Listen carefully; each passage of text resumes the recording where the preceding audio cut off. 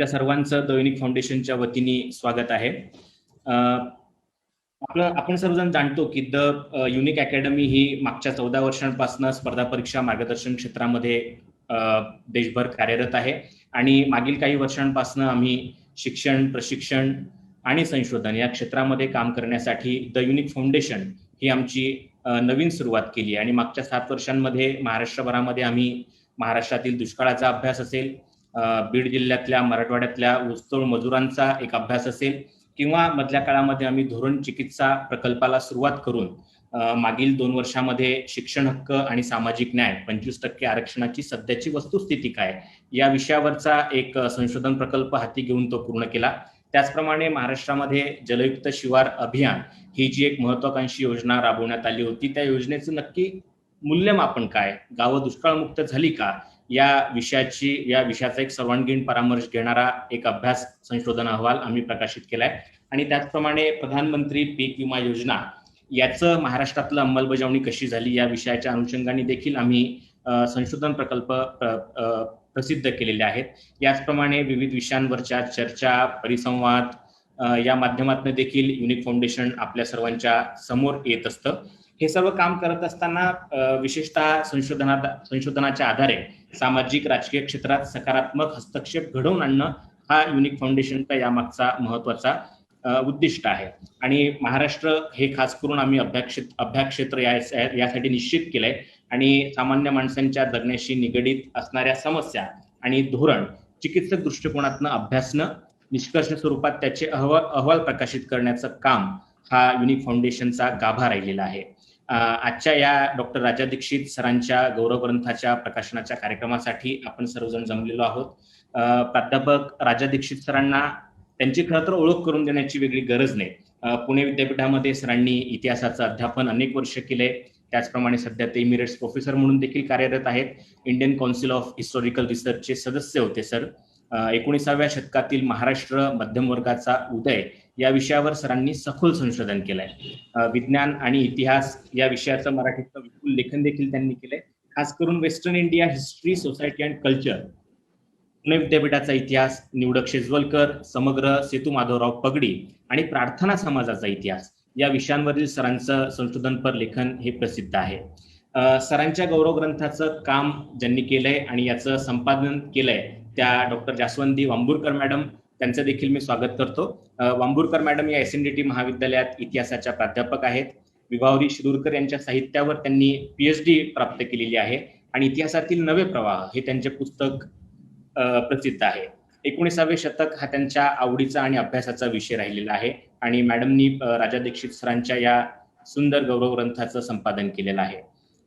या निमित्ताने, या प्रकाशनाच्या निमित्ताने आज आपलं जे एक मुख्य व्याख्यानाचा कार्यक्रम होणार आहे ते व्याख्यान आपल्याला देणार आहेत प्राध्यापक सदानंद मोरे सर. मोरे सर अखिल भारतीय मराठी साहित्य संमेलनाचे माजी अध्यक्ष आहेत, तत्वज्ञानाचे अभ्यासक आणि सेवानिवृत्त प्राध्यापक आहेत.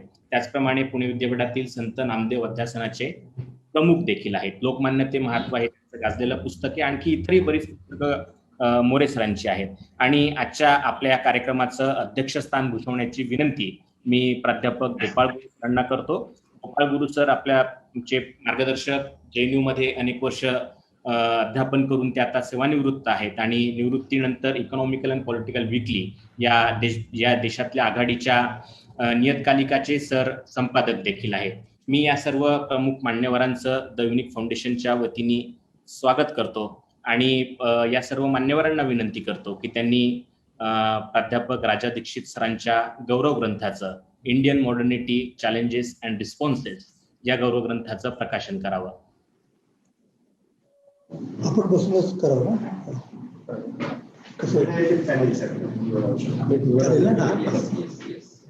प्राध्यापक राजा सदानंद मोरे सर, युनिक फाउंडेशनच्या संचालिका मुक्ता कुलकर्णी मॅडम, या ग्रंथाच्या संपादिका जास्वंदी वांबुरकर मॅडम, कार्यकारी संचालक विवेक घोटाळे सर, या सर्वांना मी विनंती करतो की त्यांनी Indian modernity challenges and responses या प्राध्यापक राजा दीक्षित सरांच्या गौरव ग्रंथाचं प्रकाशन करावं.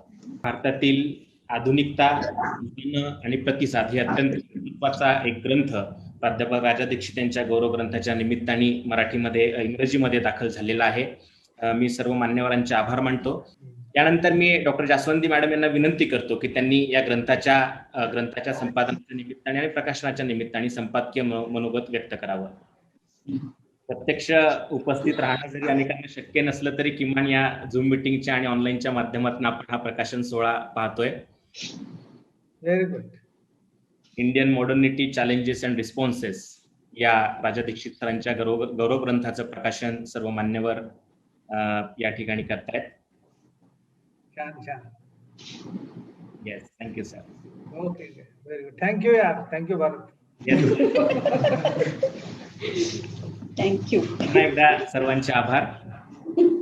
आणि राजा दीक्षित सरांचा हा गौरव ग्रंथ प्रकाशित करताना इंडियन मॉडर्निटी हा त्याचा विषय असावा आणि त्यामध्ये एकूण कुणी लिखाण करावं या सगळ्या अनुषंगाने संपादक म्हणून डॉक्टर जास्वंदी मॅडम आपली भूमिका मांडतील. प्रकाशन समारंभाच्या कार्यक्रमासाठी उपस्थित असलेले सर्व संशोधक मित्र आणि मैत्रिणींनो, व्यासपीठावरील सर्व मान्यवर, प्राध्यापक डॉक्टर मोरे, प्राध्यापक गोपाळ गुरु सर आणि आजच्या कार्यक्रमाचे उत्सवमूर्ती ज्यांचा गौरव ग्रंथ आहे ते प्राध्यापक राजा दीक्षित सर. या कार्यक्रमात चा जो आज इथे योग आलेला आहे, प्रामुख्याने हे जाणता की पुस्तक 2 महिन्यापूर्वीच प्रकाशित झालं, पण याचा एक चांगला सोहळा व्हावा अशी आमच्या सगळ्यांचीच मनीषा होती. त्यामुळे या कार्यक्रमाच्या बाबतीत मला अगदी म्हणावंसं वाटेल की आज माझ्यासाठी हा अतिशय आनंदाचा आणि परमभाग्याचा क्षण आहे असं मी म्हणू शकते. सुरुवातीलाच या कार्यक्रमासाठी अतिशय जवळचे आणि राष्ट्रीय आणि आंतरराष्ट्रीय पातळीवर प्रख्यात असलेले तज्ज्ञ, व्याख्याते म्हणून, वक्ते म्हणून प्राध्यापक सदानंद मोरे सर आपल्याला लाभले आणि अध्यक्ष म्हणून प्राध्यापक गोपाळ गुरु सर यांनी मान्यता दिली. तर त्याविषयी मी त्यांची अतिशय आभारी आहे. युनिक फाउंडेशन आणि संपूर्ण टीमच्या वतीने मी त्यांचे आभार मानते.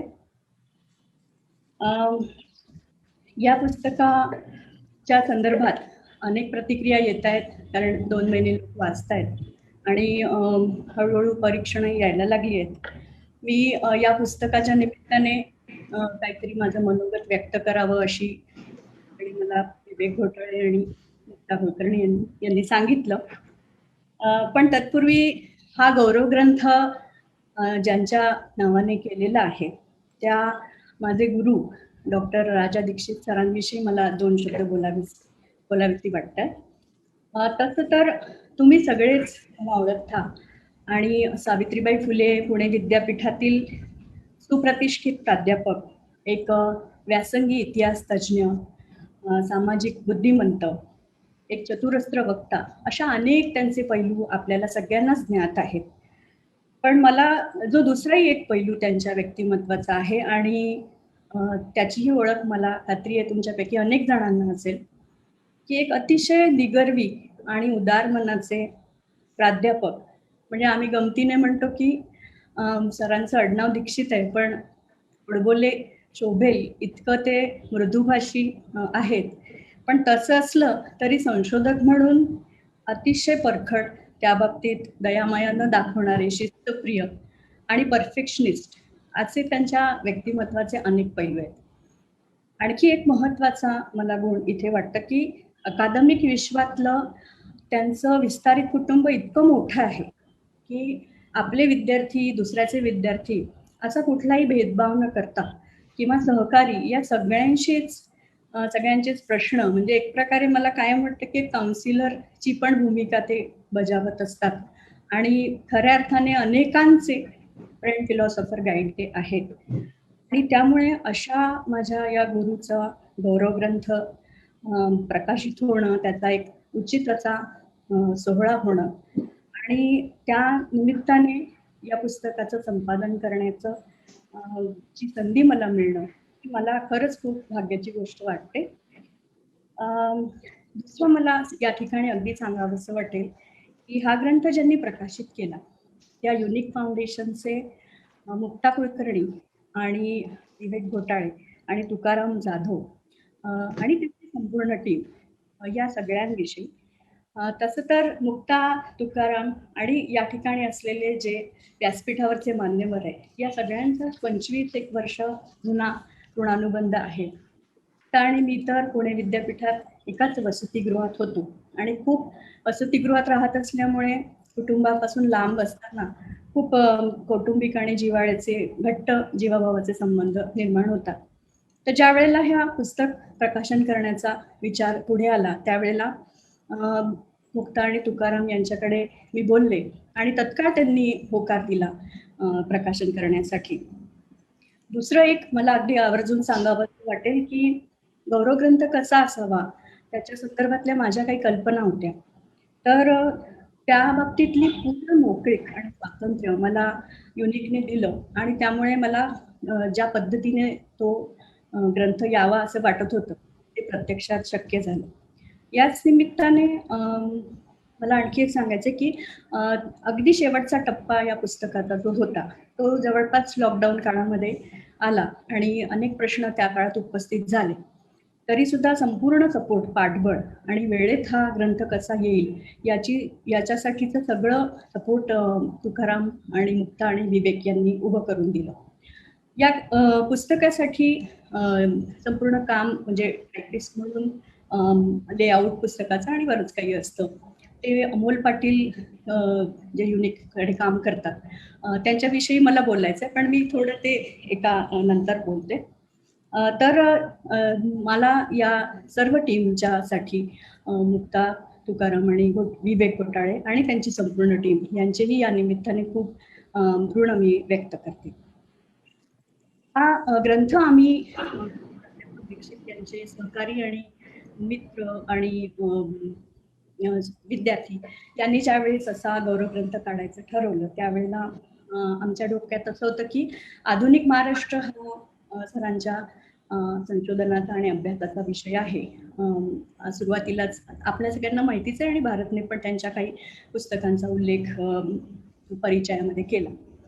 तर त्यावेळेला आम्ही एक सूची तयार केली आणि कुठले संशोधक याच्यामध्ये असायला हवेत अशी एक मोठी सूची ती होती आणि आधुनिक महाराष्ट्रावर जे काम करतात आहे आणि सरांच्या जवळचे आहेत अशी. तर त्यातल्या अनेक जणांनी लेख दिले, काही जणांना काही इतर कामांमुळे जमलं नाही आणि मग अशा पद्धतीने त्याचं काम सुरू झालं.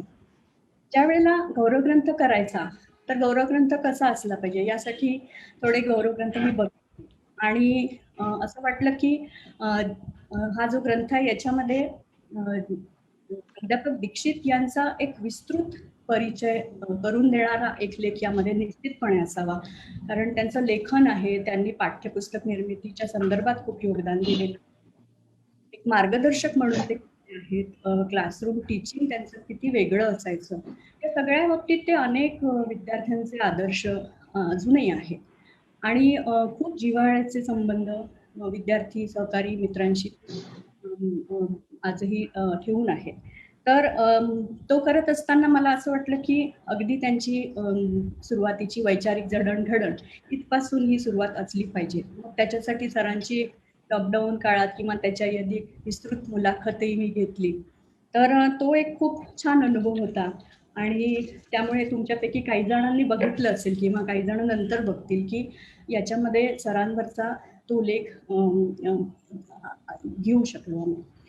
त्यानंतर ज्या वेळेला या ग्रंथासाठी जे अनेक लेख आले त्यातील अनेक लेख आमच्या लक्षात आलं की महाराष्ट्रातली जी काही आधुनिकतेचे विविध आविष्कार आहेत त्याच्याशी संबंधितले आहेत. जसं की सगळ्यांची नावं या ठिकाणी घेऊ शकणार नाही, पण प्राध्यापक इरिना ग्रुशकोवा यांनी जसं अगदी ज्या वेळेला मुद्रणकला 19व्या शतकात महाराष्ट्रात सुरू झाली त्यावेळेला ज्ञानेश्वर महाराज आणि तुकाराम महाराज यांच्या प्रतिमा किंवा यांच्यावरचे त्यानंतरच्या काळात आलेले 20व्या शतकात आलेले चित्रपट याचा आणि महाराष्ट्राच्या एकूण प्रादेशिक अस्मिता निर्माण होणं याचं काय नेमकं नातं आहे याचा उलगडा करणारा एक सुंदर लेख याच्यात आहे. किंवा असे अनेक बघितले तर इथली समाज सुधारणा चळवळ, बंगालमधली समाज सुधारणा चळवळ आणि एकमेकांशी असलेलं नातं यावर प्रकाश टाकणारे प्राध्यापक अरविंद गणाचारी, प्राध्यापक शिरगावकर यांचे लेख आहेत आणि आणखी असे बरेच लेख याच्यामध्ये जे आहेत त्याचा खूप संबंध जवळचा आधुनिकतेशी आहे, त्याच्याशी जोडलेले आहे. आणि म्हणून अशा पद्धतीने भारतीय आधुनिकते वेगवेगळे आविष्कार या पद्धतीचं शीर्षक आणि असं मी करायचं याच्यासाठी ठरवलं. हे सगळं करत असताना अगदी शेवटच्या टप्प्यात ज्या वेळेला या पुस्तकाचं काम चाललेलं होतं, तुम्हाला सगळ्यांना माहितीच आहे की शेवटचं प्रूफ रिडिंगचं काम आणि हे सगळं काहीसं चाललेलं असताना खूप वर्जन्स होतात आणि जवळपास लॉकडाऊनच्या काळामध्ये एका बाजूला टीचिंग ऑनलाईन कम्प्लीट करायचं आणि दुसऱ्या बाजूला हे काम चालू करायचं. तर एक प्रकारे अडचणींची शर्यतच चाललेली होती आणि युनिक तर्फे हे टायपिंगचं काम सगळं जे बघायचे पुस्तकाच्या लेआउटचं अमोल पाटील यांचा मला आवर्जून इथे उल्लेख करावासा वाटतोय, कारण ते मराठवाड्यात छोट्या गावात होते, तिथे वीज नसायची दिवसभर आणि मग आम्ही दोघं पुष्कळदा रात्री 10 वाजता बसायचो की पुढे काम करायच्या दृष्टीने. अगदी शेवटच्या टप्प्यातही ज्या वेळेला हे काम आलेलं होतं त्याही वेळेला असं व्हायचं की दीक्षित सरांच्या तालमीत वाढलेलं असल्यामुळे परफेक्शनिस्ट ॲटिट्यूड ठेवून जितकं शक्य असेल तितकं चुका कमी असलेलं असं फ्लॉलेस काम करायचा प्रयत्न केला. तर ते करत असताना खूप वर्जन्स व्हायला लागले की मलाच कुठेतरी वाटायचं की आता वैतागणार हा आणि किती माझा छळ मांडलाय अमोल असं त्याला वाटत असेल. पण अतिशय शिस्तबद्ध पद्धतीने आणि अतिशय शांत राहून कधीही तक्रार न करता अमोलने ते काम पूर्ण केलं. आणि तुम्ही सगळ्यांनी बघितलं असेल की या पुस्तकाचं जे मुखपृष्ठ आहे ते भारतीय आधुनिकतेची किंवा महाराष्ट्रातली एक अभिव्यक्ती म्हणून काही छायाचित्र घ्यायची, मग त्याचेही आमचे खूप वर्जन झाले, किती वेळा ते बदलले आम्ही. तर त्या सगळ्याच्या बाबतीत खूप अमोलचं चांगलं सहकार्य लाभलं, तर तेही मला इथे अगदी मनपूर्वक व्यक्त करावं असं वाटतं. एक शेवटची गोष्ट फक्त सांगते आणि मग थांबते की ऑक्टोबर महिन्यात ज्या वेळेला पुस्तक अगदी येण्याच्याच टप्प्यात होतं आणि तुम्हाला सगळ्यांना माहितीच आहे की मागचे 6-8 महिने कोरोनाचा सगळीकडे हाहाकार भारतभर आणि जगभर आहे होता. तर त्या काळामध्ये मला सुद्धा कोरोनाची लागण झाली होती आणि आता पुस्तक येण्याच्याच टप्प्यात होतं. पण कधीही ज्या वेळेला आपण अदरवाईज मृत्यूचा विचार असा सारखा येत नाही, पण कितीही तब्येत चांगली असली तरी असं कुठेतरी वाटत होतं की आता आपल्या हातात किती दिवस आहेत कुणास ठाऊक आणि आपला हा प्रोजेक्ट तरी पूर्ण व्हावा किंवा असेही विचार येत पुस्तक येईल त्यावेळेला आपण असू की नाही. कधीतरी त्याचा फोन यायचा की बरी आहेस ना, काय कशी आहे, काय स्टेटस आहे वगैरे. तर त्याही वेळेला म्हणजे खूप वेगळ्या याच्यातनं काय म्हणतात मानसिक स्थितीतनं गेले आणि खूप वेगळा अनुभव होता. म्हणजे इनफॅक्ट असंही म्हणता येईल की ज्या वेळेला कित्येक जणांचा असा प्रॉब्लेम झाला की दुसऱ्या फारसं कॉन्सन्ट्रेशन करता येत नाही कारण बाहेर परिस्थिती वाईट. पण मला असं वाटलं की हे एक ध्येय समोर असल्यामुळे मला चांगल्या पद्धतीने त्याच्यावर कॉन्सन्ट्रेट करून त्या जे संकट आहे त्याच्यावर एक ध्येय असल्यामुळे त्याच्यावर काम. तर ही जी भूमिका मला सांगावीशी वाटते तुम्हाला आणि जसं मी म्हटलं की प्रतिसाद येतो आहे आणि मला अगदी आवडेल की याच्यानंतरही भारतीय आधुनिकतेचे महाराष्ट्रातले आविष्कार या विषयावर या पुस्तकाच्या निमित्ताने जी चर्चा सुरू झाली आहे ती अशीच उत्तरोत्तर राहो आणि निश्चितपणे वेगवेगळ्या व्यासपीठांवरून ती व्हावी अशी इच्छा व्यक्त करून त्या ठिकाणी माझे 2 शब्द सांगतो. धन्यवाद मॅडम. संपादक म्हणून हा अत्यंत एक महत्वाचा ग्रंथ आपल्या हातात देताना जास्वंदी मॅडम यांची अत्यंत महत्वाची भूमिका राहिलेली आहे ती त्यांनी आपल्या समोर मांडलीच. त्यानंतर मी राजा दीक्षित सरांना विनंती करतो की त्यांनी त्यांच्यावर प्रकाशित होणाऱ्या अत्यंत महत्वाच्या गौरव ग्रंथाच्या निमित्ताने मनोगत व्यक्त करावं. प्राध्यापक राजा दीक्षित सर. आजच्या समारंभाचे माननीय अध्यक्ष डॉक्टर गोपाळ गुरु सर यांच्या हस्ते आता या ग्रंथाचं प्रकाशन झालं. ते माझे ज्येष्ठ मित्र डॉक्टर सदानंद मोरे सर. आत्ताच ज्यांनी संपादकीय मनोगत व्यक्त केलं दासवंती वांबोरकर. आणि ज्यांनी या पुस्तकाला हे सगळं रूप दिलेलं आहे ते सगळी युनिकची टीमच, मुक्ता कुलकर्णी, तुकाराम जाधव, विवेक घोटाळे, त्यानंतर मल्हार पाटील, भारत पाटील, अमोल पाटील, सगळी टीमच त्यांची इतकी चांगली आहे आणि त्यांनी ज्या मनपूर्वक रीतीने हे पुस्तक साकार केलेलं आहे ते सगळे. आणि या ऑनलाईन कार्यक्रमात सहभागी झालेले सर्व श्रोते, प्रथमतः हे सांगितलं पाहिजे की मी खूप भाषणं करतो, मोठमोठी 2-2 तासाची करतो, पण हे आत्ताचं जे मनोगत आहे हे मोठी अवघड कामगिरी असं मला वाटतं. तर कारण स्वतःच्याच गौरव ग्रंथाच्या निमित्ताने काही बोलणं हा फार संकोचाचा असा भाग आहे. आणि त्यांनी जी माझ्याकडे कार्यक्रम पत्रिका दिलेली होती त्या कार्यक्रम पत्रिकेत त्यांनी माझ्या नावाच्या पुढे वेळ नमूद केलेली नव्हती. त्याचा अर्थ असा असतो की वेळेचं भान तुम्हीच ठेवा, तुमचं तुम्ही. तर ते भान ठेवून मी अगदी थोडक्यात या निमित्ताने बोलणार आहे. आपल्याला मुख्य भाषण जे आज ऐकायचं ते मोरे सरांचं ऐकायचंय आणि अध्यक्षीय समारोप गुरु सरांचा ऐकायचंय. मला फार आनंद वाटतो. या दोन्ही व्यक्ती अशा आहेत अभ्यासाच्या संशोधनाच्या क्षेत्रातल्या, माझ्यापेक्षा दोघेही ज्येष्ठ आहेत आणि त्यांच्या एकूण अभ्यासाबद्दल, त्यांच्या संशोधनाबद्दल, त्यांच्या इतर सगळ्या कामगिरीबद्दल मला विलक्षण आदर आहे. आणि म्हणून त्यांच्या उपस्थितीत हे व्हावं हा विशेष आनंदाचा असा भाग आहे. आता गौरव ग्रंथ म्हटले की उघडच आहे की हा एक मोठा गौरव असतो आयुष्यात येणारा. सगळ्यांच्या येतोच असं नाही, माझ्याही येईल असं काय मी कधीच मनात आलेलं नव्हतं. की मुलं जेव्हा माझ्याकडे आली तेव्हाही मी नाही म्हणत होतो, पण ठीक आहे, म्हणजे तो गौरव माझ्या वाट्याला आला. आता आयुष्याच्या ह्या उत्तर भागामध्ये असे वेगवेगळे गौरव येत असतात, पुरस्कार मिळतात, गौरव ग्रंथ झाला, अन्य काही, त्या यादीत काही जायचं कारण नाही. पण नेहमी मला असं वाटतं की जेव्हा कुठलाही गौरव होतो, कुठलेही सन्मान मिळतात, तर कसं आहे की साधारणपणे ज्यांनी आपलं संबंध करिअर अध्यापनामध्ये, संशोधनामध्ये, काही सामाजिक जाणीवेतून करण्याच्या गोष्टींमध्ये असं केलेलं असतं, त्या व्यक्तीला असे सन्मान पुरस्कार मिळतच असतात. आणि ते थोडंसं एखाद्या झाडासारखं असतं की झाडावर तशी ती फळांनी ते लगडतं, तसं आयुष्याच्या उत्तरार्धात या सन्मानांमुळे होत असतं. पण मी नेहमी यातल्या प्रत्येक सन्मानाच्या प्रसंगी हे मनात ठेवतो की फलभाराने झाड वागतं, वृक्ष वागतो. आणि म्हणून कुठल्याही सन्मानाच्या वेळेला आपण अधिक विनम्र व्हायला शिकलं पाहिजे, अधिक विनम्र व्हायला पाहिजे. तेव्हा ती विनम्रतेची भावना माझ्या मनात आजही आहे आणि पुढेही असेल. अहंकाराचा वारा न लागू राजसा हे संत वचन नेहमी अशा वेळेला माझ्या मनात डोकावतं. या सगळ्याकडे पाहताना मी नेहमी दुहेरी पद्धतीने पाहतो. एक भाग असा असतो की समाजाकडनं तुमच्या कामाची मिळणारी एक पावती असते, शाबासकी असते, आनंद होतो त्याचा.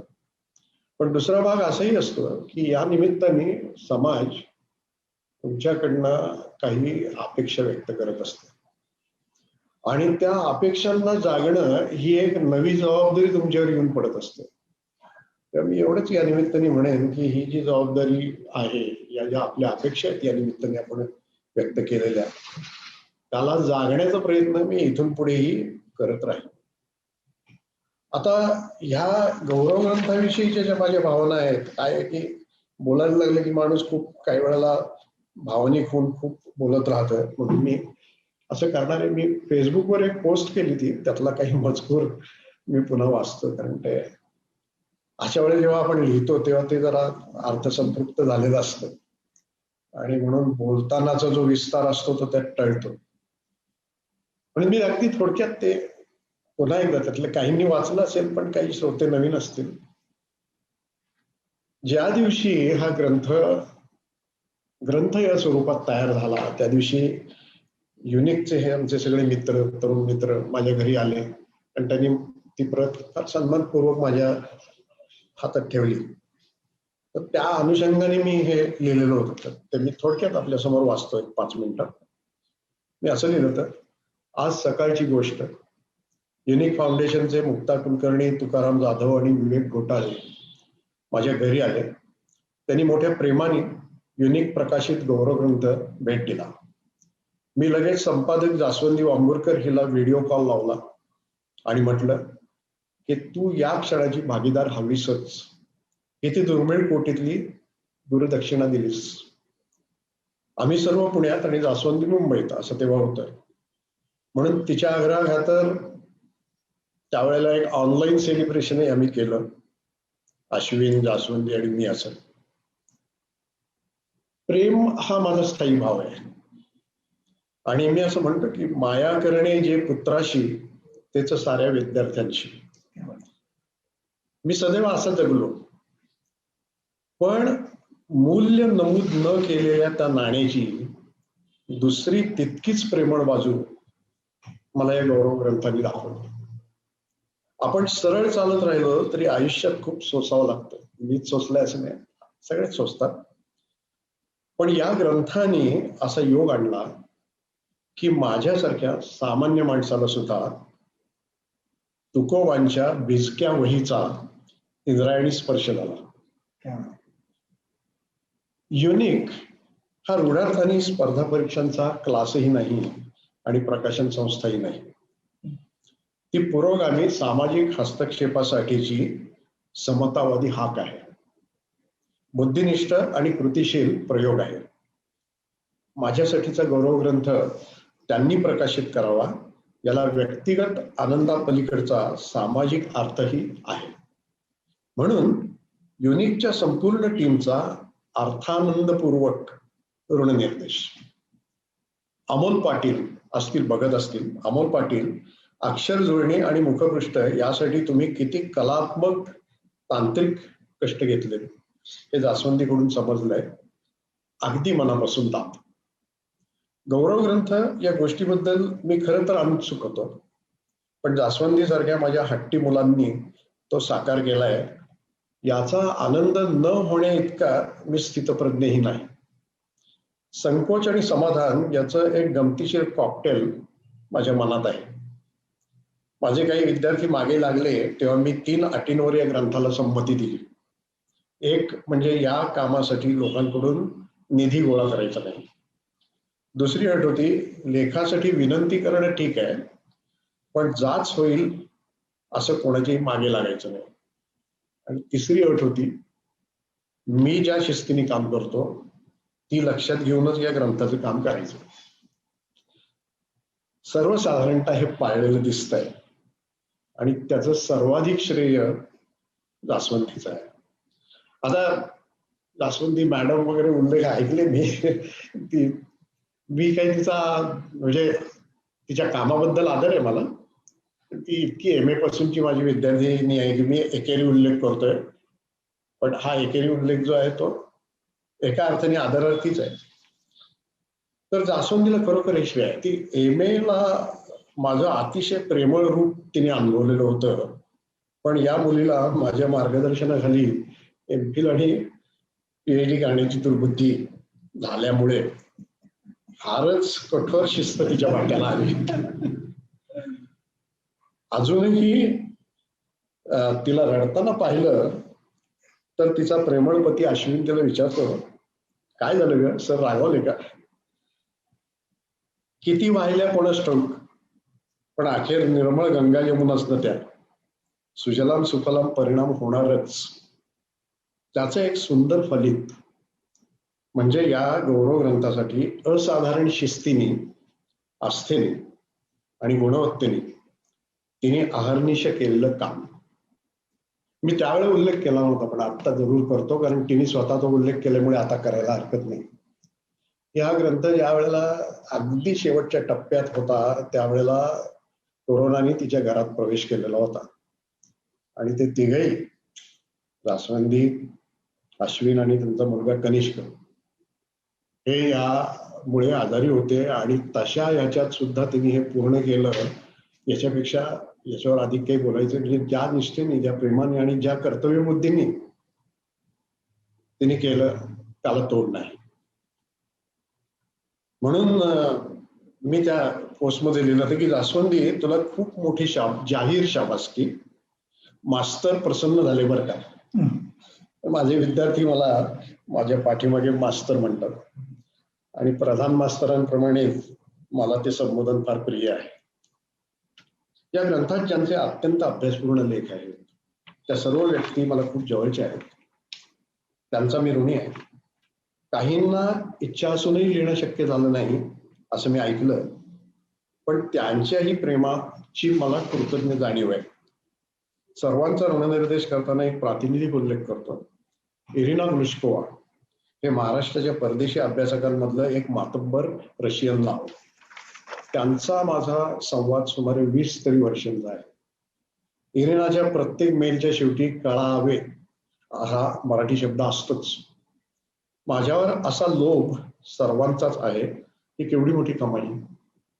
यशवंत सुमंत हा घनिष्ठ मित्र, आता मोरे सर शेजारी आहेत, आमच्या तिघांची फार घट्ट अशी मैत्री पूर्वीपासून होती.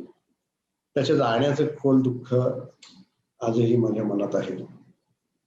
त्याचा लेख समाविष्ट करण्याची जास्वंदी आणि चैत्रा रेडकरची योजकता आणि तो लेख देण्याचं माधुरी सुमंत यांचं औदार्य, यामुळे जे समाधान मिळालं ते शब्दातीत आहे. रश्मी कोंडरा ही माझी PhDची शेवटची विद्यार्थिनी. तिने खूप प्रेमाने जास्वंदीकडे लेख पाठवला, पण हा गौरव ग्रंथ पाहायला ती या जगात नाही यासारखं दुःख कोणतं. रश्मी, तू जाता जाता जे देऊन गेलीस ते मी कायम माझ्या हृदयात जपले. गौरव ग्रंथ हा विराम सूचित करणारा असतो, पण मी विरामी नाही. आयुष्यातल्या अखेरच्या क्षणापर्यंत काम करण्याची इच्छा आहे. एवढं पसायदान पदरी पडो ही प्रार्थना, अशी ती माझी होती पोस्ट. आता मी थोडं आणखी 1-2-4 मिनिटच फक्त बोलणार आहे. मला आनंद कशाचा वाटतो? गौरव ग्रंथ उघडच येतो, गौरव असतो, पण तो गौरव करण्यासाठी ज्या पद्धतीने संबंध आखणी केली ती फार आनंददायक आहे. आणि या समारंभाची सुद्धा आखणी ज्या पद्धतीने या लोकांनी केली ती मला फार आनंददायक वाटते. त्याचं कारण असं की माझा गौरव करताना मी जे लेखन केलं, जे संशोधन केलं, त्याच्यात ज्याच्यावर भर होता त्यातली एक गोष्ट, एक संशोधनाचं माझं क्षेत्र हे आधुनिकता हे होतं. आधुनिकता इथे कशी साकारली, ती पाश्चात्य आधुनिकतेपेक्षा भारतीय आधुनिकता कशी वेगळी आहे, या आधुनिकतेची सामर्थ्य कुठली, या आधुनिकतेच्या मर्यादा कुठल्या, वेगवेगळ्या क्षेत्रात ती कशी आविष्कृत झाली, या सगळ्याविषयी मी काही ना काही लिहित आलेलो आहे. आणि त्याची पुन्हा एक परंपरा आहे. माझे गुरु डॉक्टर अरविंद देशपांडे यांच्याकडनं खरं म्हणजे त्यांच्या काही मांडणीतून मी हे सगळं पुढे नेण्याचा प्रयत्न केला आणि ते आता जास्वंदी सारख्या विद्यार्थ्यांपर्यंत ते आलेलं आहे. त्यामुळे ती थीम पकडून, तो विषय घेऊन हा ग्रंथ साकार झाला. आणि तो ग्रंथ साकार होताना ज्यांनी ते लिहिलंय ते सगळे मला खूप जवळचे तर आहेतच आहेत, पण संशोधन क्षेत्राच्या दृष्टीने पण ते सगळे जवळचे आहेत, हे महत्वाचं आहे. त्या सगळ्यांची फार चांगलं असं योगदान या आधुनिकतेची चर्चा करण्याला आहे. आणि म्हणून या सगळ्याचं एकत्र म्हणजे एक विचार संकुल या ग्रंथामध्ये मला विचार संकुल दिसतंय आधुनिकतेविषयीचं. फार सुंदर असं स्वतः जास्वंदीने त्याच्या प्रास्ताविकामध्ये लिहिलेलं आहे. माझ्याविषयी तिने लिहिलं ते मला जरी संकोच वाटणार असलं तरी ते जेव्हा मी वाचलं तेव्हा मी म्हटलं, अरे माझं जे दर्शन संबंध मला घडतंय किती बारकाईने, म्हणजे माझ्याविषयीची तिची निरीक्षण तर आहेतच आहे, पण माझ्या लेखनाचं सुद्धा म्हणजे ते सगळं इतकं आत्मसात करून त्यातले बारकावे तिने टिपले की खरोखर मला असं वाटलं की अरे हे असंच आपलं कोणी वाचत असेल तर त्या वाचण्याचं चीज झालं. असं आधुनिकतेबद्दल जी काही मांडणी करत होतो मी, म्हटलं तसं की भाषण आपण मोरे सरांचं ऐकणार आहोत म्हणून 1-2-3 फक्त सूत्र जी होती त्याचा फक्त उल्लेख करतो. की एक भाग असा होता की आधुनिकता ही नुसती कालवाचक संज्ञा नाही, नुसतं अलीकडचं ते आधुनिक नाही, ती मूलतः मूल्यवाचक व्हॅल्यू ओरिएंटेड अशी संज्ञा आहे. आणि म्हणून ज्या मूल्यांना आपण आधुनिकतेची मूल्य म्हणतो ती साकार होण्याचा काळ हे आधुनिक युग म्हणतो आपण. त्या आधुनिक युगात सुद्धा मध्ययुगीनतेचे किंवा सरंजामी आविष्कार आपण आजही पाहतो. परंतु ही जी आधुनिकता साकार झाली ती पाश्चात्य जगतात नवं आणि जुनं याच्या संघर्षात्मक समन्वयातून साकार झाली आणि भारतात नवं आणि जुनं याच्या जोडीला हे तर होतच, पण याच्या जोडीला भारतीय आणि पाश्चात्य याच्या संघर्षात्मक संवादातून साकार झाली. म्हणजे ही एक डायलेक्टिकल किंवा द्वंद्वात्मक अशी प्रक्रिया आहे. त्या प्रक्रियेचा उलगडा करण्याचा काही वेळा मी प्रयत्न केलेला आहे. दुसरा भाग असा आहे की मला नेहमी असं वाटतं की हे जे मूल्यात्मक म्हणलो त्याच्यावरनं की आपल्या संविधानाची प्रास्ताविका प्रिॲम्बल हा आपल्या आधुनिकतेचा खरा जाहीरनामा आहे. आणि काही प्रश्न म्हणजे आधुनिकतेचा नुसता उदो करण्यात काही अर्थ नाही. काही प्रश्न मूलभूत निर्माण होतात त्याच्याकडे काही वेळा मी लक्ष वेधलेलं होतं की आधुनिकतेने आपल्याला लोकशाही दिली हे खरं आहे, पण आपली आधुनिकता जी आहे त्या आधुनिकतेचं लोकशाहीकरण खऱ्या अर्थाने किती झालं हा एक चिकित्सा करण्याचा प्रश्न आहे. या आधुनिकतेचा नेमका लाभधारक वर्ग कुठला आहे हाही चिकित्सेचा प्रश्न आहे. आणि असं दिसेल आपल्याला म्हणजे जागतिक संदर्भात अगदी 2 महायुद्धांपासून ते दहशतवादापर्यंत आणि अनेक प्रकारच्या दुष्काळासारख्या संकटांपर्यंत ते अगदी कोरोनापर्यंत आणि भारतातही अनेक गोष्टी आहेत की आधुनिकतेचं एक बीभत्स भीषण दारुण असं रूपही आपण अनुभवलेलं आहे. आणि म्हणून तिची चिकित्सा फार गरजेची आहे. बरेच वेळा असं वाटतं की आधुनिकतेला एक कोरडा यंत्रमानवी चेहरा आहे आणि संगणकी हृदय आहे. आणि खरा प्रश्न जो शिल्लक उरतो तो असा उरतो की आधुनिकता आमची अंत्योदयी कधी होणार, त्याशिवाय तिला खरा अर्थ प्राप्त होईल असं मला वाटत नाही. असो, तर हे जे काही सगळं आहे चिंतन त्याच्यातून या विषयावर ग्रंथ साकार व्हावा आणि त्या विषयाला अनुषंगून त्या अनुषंगाने हा समारंभ व्हावा ही फार आनंदाची बाब आहे. आणि तो जे संकुल मी म्हटलं त्याच्यात असं दिसेल तुम्हाला की अरविंद गणाचारी, यशवंत सुमन, चंद्रकांत अभंग, उमेश बगाडे हे तर सगळे माझे मित्र आहेत, समविचारी अनेक मित्र आहेत. इरिना ग्लुश्कोवा यांनाही मी त्याच कोटीत मानतो. त्यांची माझी 20 वर्षाची मैत्री आहे. विद्यार्थिनी आहेत श्रद्धा, मधुमिता, जास्वंदी, रश्मी या सगळ्या विद्यार्थिनी आहेत. जास्वंदीनी MPhil PhD दोन्ही केलंय, रश्मीनी PhD केलंय. चैत्रा चंद्राणी इथे मुक्ता आहे, मुक्ता ही प्रकाशक आहे त्याची. या जरी माझ्या विद्यार्थिनी नसल्या तरी तशाच आहेत, विद्यार्थिनी सारख्याच आहेत मला ते सगळ्या. आणि विषयातला संवाद आपला काही लोकांशी चालू असतो. वर्षा शेरगावकर आहेत, अभिदास दुमटकर आहेत. हा माझा सतत त्यांच्याशी संवाद काही ना काही घडलेला आहे. अलीकडच्या काळात मीना वैशंप आहेत, त्या काही इतिहासाच्या नाहीत पण मराठी साहित्याच्या संस्कृतच्या उत्तम अभ्यासक आहेत 19व्या शतकाच्या. आणि प्रार्थना समाजाचं जे एशियाटिकच्या तर्फे आम्ही पुस्तक केलं तेव्हापासून त्यांचा माझा आजपर्यंत त्या पुस्तकाच्या निमित्ताने सुरू झालेला एक सातत्यपूर्ण संवाद आहे. तर या सगळ्यांबरोबर सतत घडलेल्या वर्षानुवर्षाच्या संवादाचं हे एक सुंदर फलित जे माझ्या हातात मिळालं त्याबद्दल मी खरोखर या सर्वांचाच संपादक, प्रकाशक, लेखक आणि आता वाचक सुद्धा मी खरोखर अतिशय कृतज्ञ आहे. ती कृतज्ञतेची भावना व्यक्त करतो.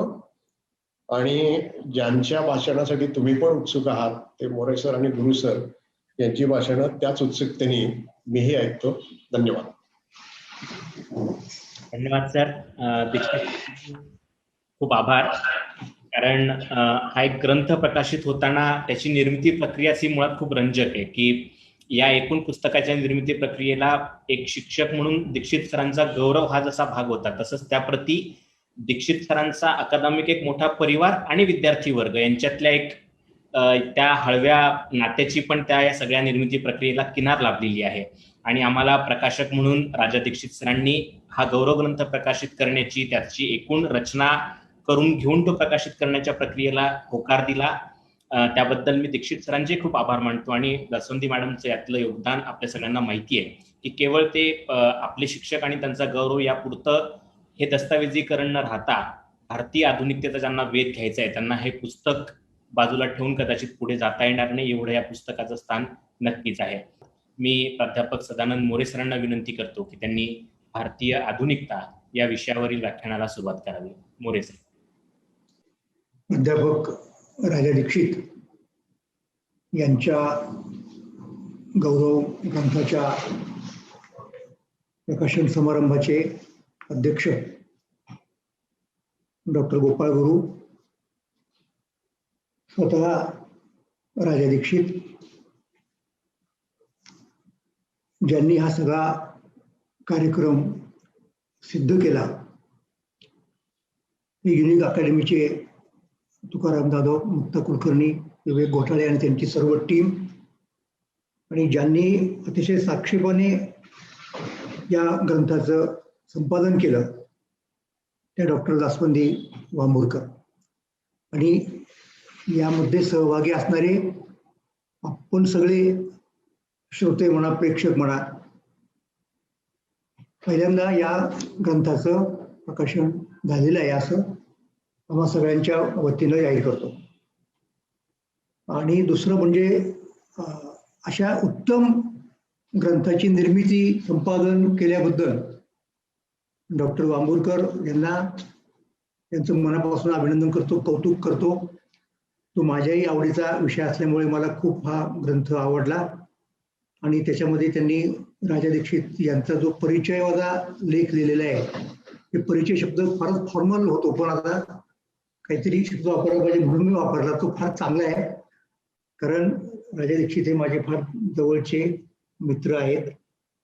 त्यांनीच मगाशी जो उल्लेख केला त्यांचा स्वतःचा, यशवंतचा आणि माझा, तर या निमित्ताने सांगू शकतो की मी माझा एक ग्रंथ मी या दोन मित्रांना अर्पण केलेला होता.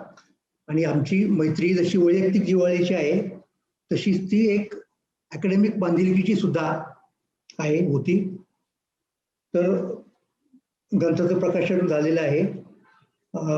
संपादक वांबुरकर यांचं मी अभिनंदन केलेलं आहे. त्यांच्याकडनं अशा प्रकारचे अनेक ग्रंथ या पुढेही निर्माण होत.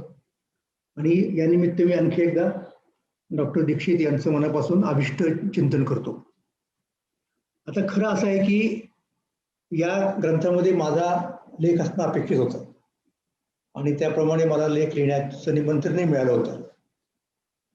पण मी गाफील झालो थोडक्यात मुद्दा असा. मला वाटलं की आता करोना वगैरे चालू आहे, खूप त्याला वेळ लागेल, आता कोण काय करते. तर अशा प्रकारे आय वॉज कॉट अनअवेअर. आणि एक दिवशी मी बातमी वाचली वर्तमानपत्रात, लेख छापून आला. तेव्हा मी वांबुरकरांना फोन केला, म्हटलं माझा लेख कसा काय नाही. तर त्यांनी सांगितलं की अशा पद्धतीने आणि कोणाला त्रास द्यायचा नाही, हाही मुद्दा त्यामध्ये होता. पण असो, तर आता माझ्या हस्ते या ग्रंथाचं प्रकाशन होणं आणि मी या ठिकाणी बोलणं हे मी काही प्रमाणात ते कॉम्पेन्सेट झालं असं समजतो.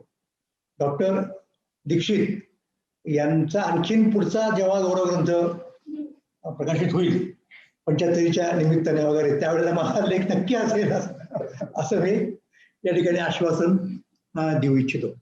असो, माझा जो विषय आहे तो म्हटलं तर खूप व्याप्तीचा आहे आणि त्याला मला दिलेल्या वेळेत कितपत न्याय देता येईल याच्याबद्दल मी स्वतः साशंक आहे. पण आपण प्रयत्न करून पाहूयात. विषय आवडीचा आहे.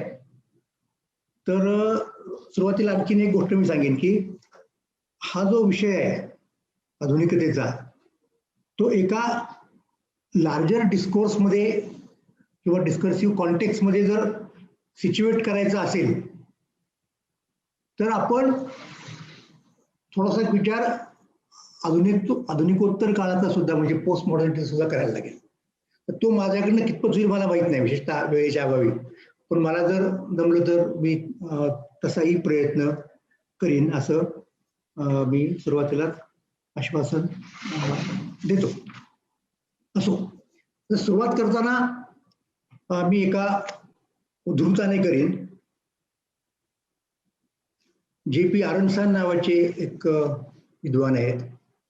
त्यांनी असं म्हटलंय, The whole debate about modernity is still at a stage where we must deal with one-sided presumptions, one-sided perspectives and aim at a more balanced synthesis. आता ही गोष्ट किती अवघड आहे की आपल्याकडं जी जी विवेचना आहेत ती बऱ्याच प्रमाणामध्ये एकांगी अशा स्वरूपाची आहेत. वेगवेगळ्या त्याची कारणं वेगळी असतील, त्याची मीमांसा करण्याची गरज नाही, परंतु अशा अवस्थेमध्ये आपल्याला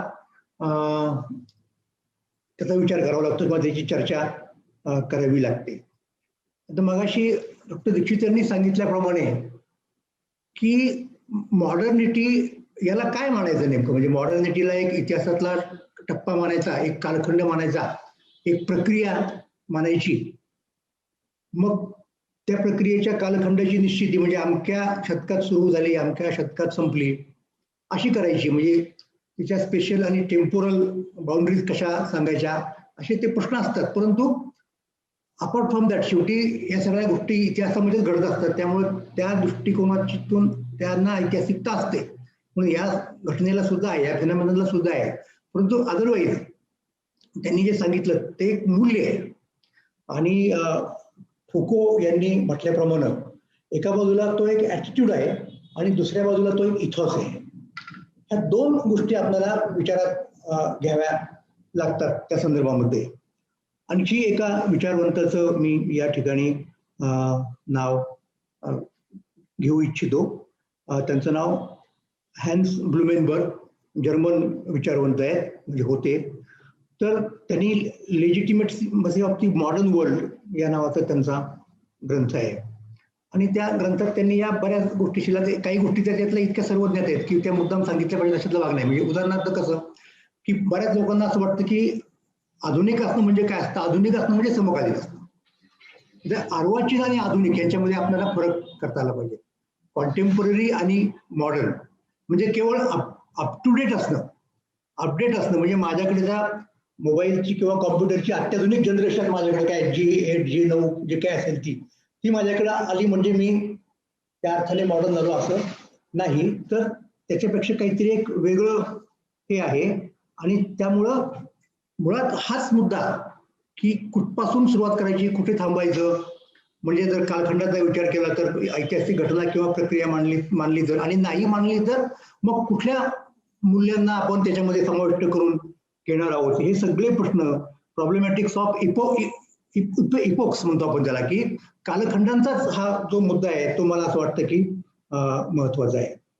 ही एक गोष्ट आपल्याला सांगू इच्छितो. आणि मग त्याच्याकडे अनेक अंगांनी पाहता येतं. त्याच्याकडे उदाहरणार्थ तुम्हाला एक संस्कृती केंद्रित विचार करता येतो, एक आर्थिक विचार करता येतो, आणखी कुठल्या कुठल्या पद्धतीने सोशॉलॉजिकल विचार करता येतो. या अनेक गोष्टी आपल्यामध्ये चर्चेमध्ये आपण आणू शकतो.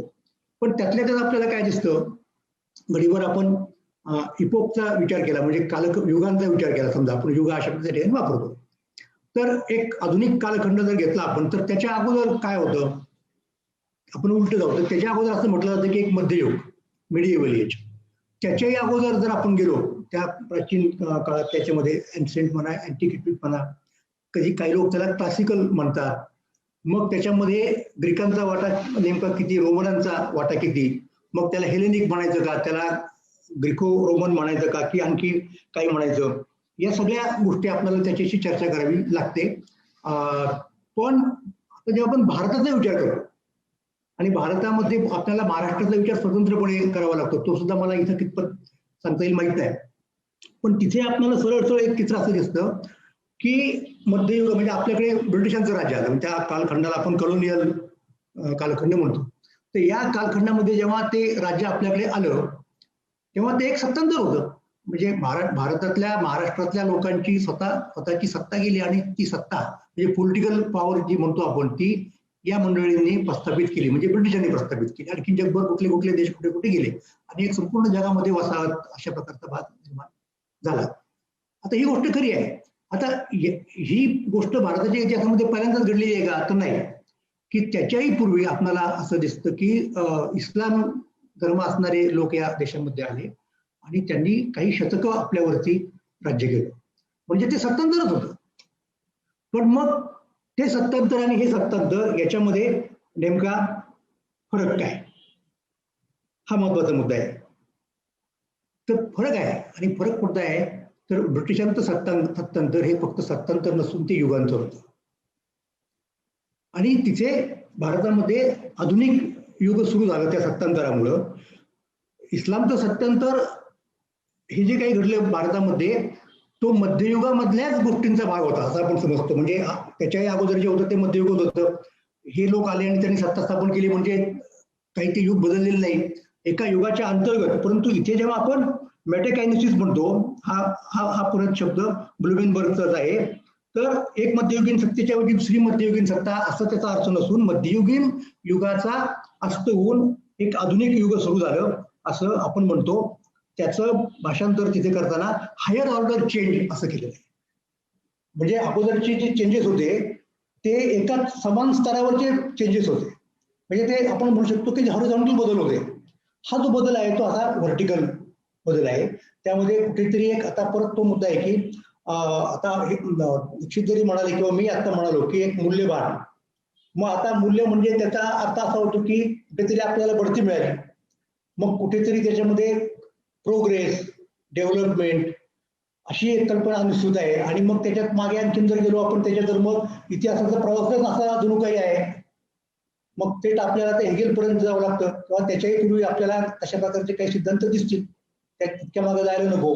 मग इतिहासाला काही एक प्रयोजन असतं का, इतिहासाचा काही टेलॉस असतो का मानव जातीचा, असे प्रश्न उपस्थित होतात. आणि त्या प्रश्नांची खूप खूप चर्चा पाश्चात्य लोकांनी केलेली आहे.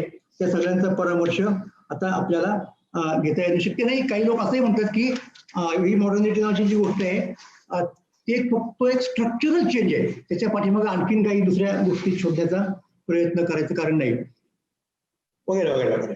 तर ही थोडीशी पार्श्वभूमी झाली. आता मला एक गोष्ट आपल्याला सांगायची की आपला संबंध कसा पोचतो या गोष्टीशी आणि कुठे आपल्याला त्याची सुरुवात करता येईल भारताच्या संदर्भात. तर एक गमतीची गोष्ट सांगतो तुम्हाला. फ्रेंच राज्यक्रांती जेव्हा झाली तेव्हा भारतामध्ये ब्रिटिश कंपनी दाखल झाली होती. महाराष्ट्रात नव्हती अर्थात, म्हणजे मुंबईला त्यांचं एक व्यापार असेल तो वेगळा मुद्दा. आणि लॉर्ड कॉर्नवॉलिस त्यावेळेला कलकत्त्याच्या त्यांच्या त्याच्यामध्ये होता, त्या फोर्टमध्ये होता. आणि कॉर्नवॉलिस आणि पुण्याचे पेशवे यांचा व्यवहार, पत्र व्यवहार असायचा, नाना फडणीसारखा असायचा. तर कॉर्नवॉलिसनी नानाला असं लिहिलं की फ्रेंचांनी आपला राजा मारला. मराठीमधला कॉरस्पॉन्डन्स आहे ते. त्यावेळेला कलकत्त्यामध्ये म्हणजे जसं पारस नवीन असायचे ठिकठिकाणी तसे मराठी जाणणारे लोक होते आणि ते मराठीतून लिहायचे. लक्षात घ्या.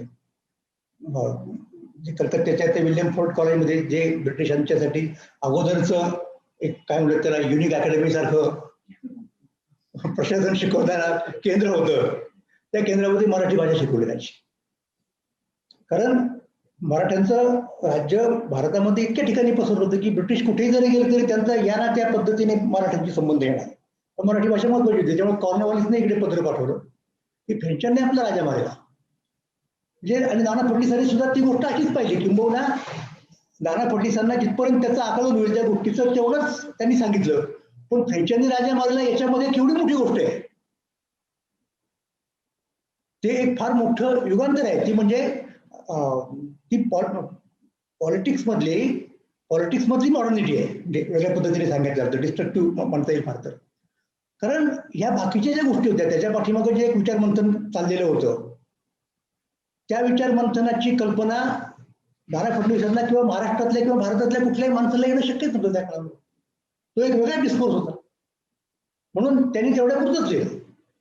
म्हणजे कदाचित मला माहित नाही, नाना फडणवीसांना असंच वाटलं असेल की जसं आपल्याकडे उदाहरणार्थ औरंगजेबाने कोणाला तरी मारला असेल, म्हणजे आपल्या ओसुरींना, किंवा बापाला केजेट टाकून राज्य प्राप्त करून घेतले असेल, किंवा अगदी अलीकडच्या काळात घरचंच उदाहरण दिलं तर राघवानी ज्याप्रमाणे नारायणरावला मारवलं तसंच फ्रेंचांनी त्यांचा राजा मारला की काय. तर तसा मुद्दा नव्हता. ते नुसतं सत्तांतर नव्हतं, ते युगांतर, मी मगाशी जे म्हणालो ते सत्तांतर नसून युगांतर होतं. त्या युगांतराचा एक तात्विक अधिष्ठान त्याचं म्हणजे मॉडर्निटी आहे. हा या ठिकाणचा मला मुद्दा सांगायचा आहे. आणि हे कसं निर्माण होतं तिकडे युरोपमध्ये सुद्धा. मग आता मी सांगितलं की आधी ग्रीकांचं काहीतरी होतं आणि ग्रीकांचा मोठा विचार होता. त्या सगळ्या लोकांची संभावना या मंडळींनी पॅगन विगन अशा पद्धतीने केली असेल. तर मग पुढे ते राज्य गेलं. मग पुढे रोमन लोक आले. रोमन लोकांच्या काही पॉलिटिकल इन्स्टिट्यूशन होत्या. मग रोमन लोक आणि ग्रीक यांच्या तत्वज्ञानाचं काहीतरी झालं, मग तिथे ख्रिश्चनिटी आली. मग त्या ख्रिश्चनिटीचा आणि यांचा म्हणजे त्या ख्रिश्चनिटी ही नाही म्हटलं तरी आशिया खंडात निर्माण झालेली एक गोष्ट आहे की जी त्या अर्थाने सेमिटिक परंपरेचाच एक भाग आहे. म्हणजे तिचं ओरिजिन ज्यू लोकांचा धर्म हाच आहे. येशू ख्रिस्त हा धर्माने अगोदर ज्यू होता. तर मग हा जो संघर्ष आहे संपूर्ण, तो संघर्ष आपल्याला असं बघता येईल की एका बाजूने ही हेलेनिक ग्रीको रोमन परंपरा ही ख्रिश्चनिटीवरती प्रभाव टाकते आणि ख्रिश्चनिटी त्या परंपरेवरती प्रभाव टाकते आणि दोन्ही परंपरांचा एक संघर्ष होतो. आणि मॉडर्निटीकडे प्रवास म्हणजे काय, तर असं सरळ म्हणता येईल की ख्रिश्चन धर्माच्या लोकांनी सेमिटिक परंपरेच्या शृंखला तोडून पुढे जाण्याचा प्रकार आणि त्या शृंखला तोडण्यासाठी त्यांना ग्रीक परंपरेचा काही प्रमाणात रोमन परंपरेचा उपयोग झाला. अशा पद्धतीने आपल्याला या सगळ्या प्रक्रियेकडे बघता येईल. आणि मग हे सगळं चालत चालत चालत आता पुढचा मुद्दा असा येतो की अंतर्गत त्यांच्या युरोप खंडामधल्या देशांची भांडणं, मग परत औद्योगिकीकरण, हे सगळं आपण बघतो कुठेही त्याचा संबंध आहेच. मग पुढे भांडवलशाहीचा उदय इत्यादी इत्यादी या जेव्हा गोष्टी बघतो आपण, त्याची दुसरी बाजू अशी आहे की जी अलीकडच्या काळामधल्या काय म्हणत तिसऱ्या जगातल्या लोकांनी ती मांडण्याचा प्रयत्न केला. जसा तो एरिक ड्युसेल असेल लॅटिन अमेरिकन यांच्यापैकी, किंवा आणखी काही मंडळी आहेत त्यांचाही आपल्याला त्या संदर्भात उल्लेख करता येईल. तपशिलात जायची आपल्याला गरज नाही. पण या मंडळींनी असंही म्हणण्याचा प्रयत्न केला आहे की ज्याला मॉडर्निटी म्हणतो, ती मॉडर्निटी यांची मॉडर्निटी निर्माण होण्यासाठी बाकीच्या जगाने किती किंमत चुकवलेली आहे. कारण वसाहतवाद ही त्या मॉडर्निटीची दुसरी बाजू आहे. वसाहतवादाच्या माध्यमातून ही मंडळी जर इकडे आली नसती, दुसऱ्या राष्ट्रांच्यावरती त्यांनी राज्य केलं नसतं, तर त्या पद्धतीची वाटचाल त्यांची होऊ शकली असती का, हा एक मोठा विचार. आणि त्यामुळे साहजिक त्याची पुढची निष्पत्ती कोणती आहे की युरोपातल्या लोकांनी जी मांडणी केली संपूर्ण, म्हणजे आता या ठिकाणी परत आपल्याला थोडं मागे जाऊन रेनेसा आणि एनलाइटनमेंटच्या संदर्भात सुद्धा बोललं पाहिजे थोडं. पण हे सगळं घडताना कसं घडतंय की ते असं म्हणतायत की अशा प्रकारची युरोपची प्रतिमा उभी करताना, म्हणजे कोणती प्रतिमा, आता सरळ मुद्दा आला, रॅशनलिस्ट ज्याला म्हणतो आपण, युनिव्हर्सल हे असणारे आस्पेक्ट असणारे असा जो काही भूभाग आहे, असे जे काही लोक आहेत, तशी परंपरा उभी करताना त्या परंपरेचा जो आदर आहे, आदर म्हणजे परत अनादर शब्द ही इंग्रजीमध्ये दोन्ही शब्द आहेत मराठीसारखे, आदर आणि अनादर. तर त्यांचा जो आदर, OTHR, तो आदर जो आहे, दुसरा जो कोणी आहे, तो दुसरा म्हणजे ही सगळी इकडची राष्ट्र आहेत. आणि मग त्यांच्या इतिहास व्यवस्थेमध्ये या सगळ्या चीन असेल, भारत असेल, संपूर्ण इस्लामिक परंपरा असेल, खिलाफती म्हणजे सगळे तुर्कांची असेल, इकडचे असेल, त्यांना इथे न्याय मिळत नाही. म्हणजे हिस्टोरिओग्राफीमध्ये सुद्धा ही एक दुसरी बाजू. आणि ही लॅटिन अमेरिकेतली विचारवंत भांडतायत युरोपियन विचारवंतांशी, तशी भांडणं आपल्या इथल्या विचारवंतांनी फारशी केलेली मला दिसत नाहीत. समोरासमोर भांडतायत ते. आणि मला असं वाटतं की असं भांडण करण्याचं सामर्थ्य असणारा त्यावेळेचा की ज्याच्याकडे आपल्याला ज्या प्रकारची सामग्री उपलब्ध आहे ती नव्हती, तो विचारवंत म्हणजे मी सांगतो की तो एकटाच होता, आणि तो म्हणजे विश्वनाथ काशीनाथ राजवाडे. राजवाडे संपूर्ण युरोपियन डिस्कोर्स जो आहे इतिहासाच्या तत्वज्ञानाचा आत्मसात करून त्यांच्या भाषेत बोलू शकतायत. अनफॉर्च्युनेटली राजवाड्यांनी इंग्रजीमध्ये लिहिलं नाही. त्यामुळं अक्षरशः तुम्हाला सांगतो या त्यांच्या विचारांची त्या काळातल्या, म्हणजे त्यांच्या विचारांमध्ये हेगेल येतो, त्यांच्या विचारांमध्ये कोण येतो, त्यांच्या विचारांमध्ये बकल येतो, म्हणजे कोण येत नाही ते सांगा.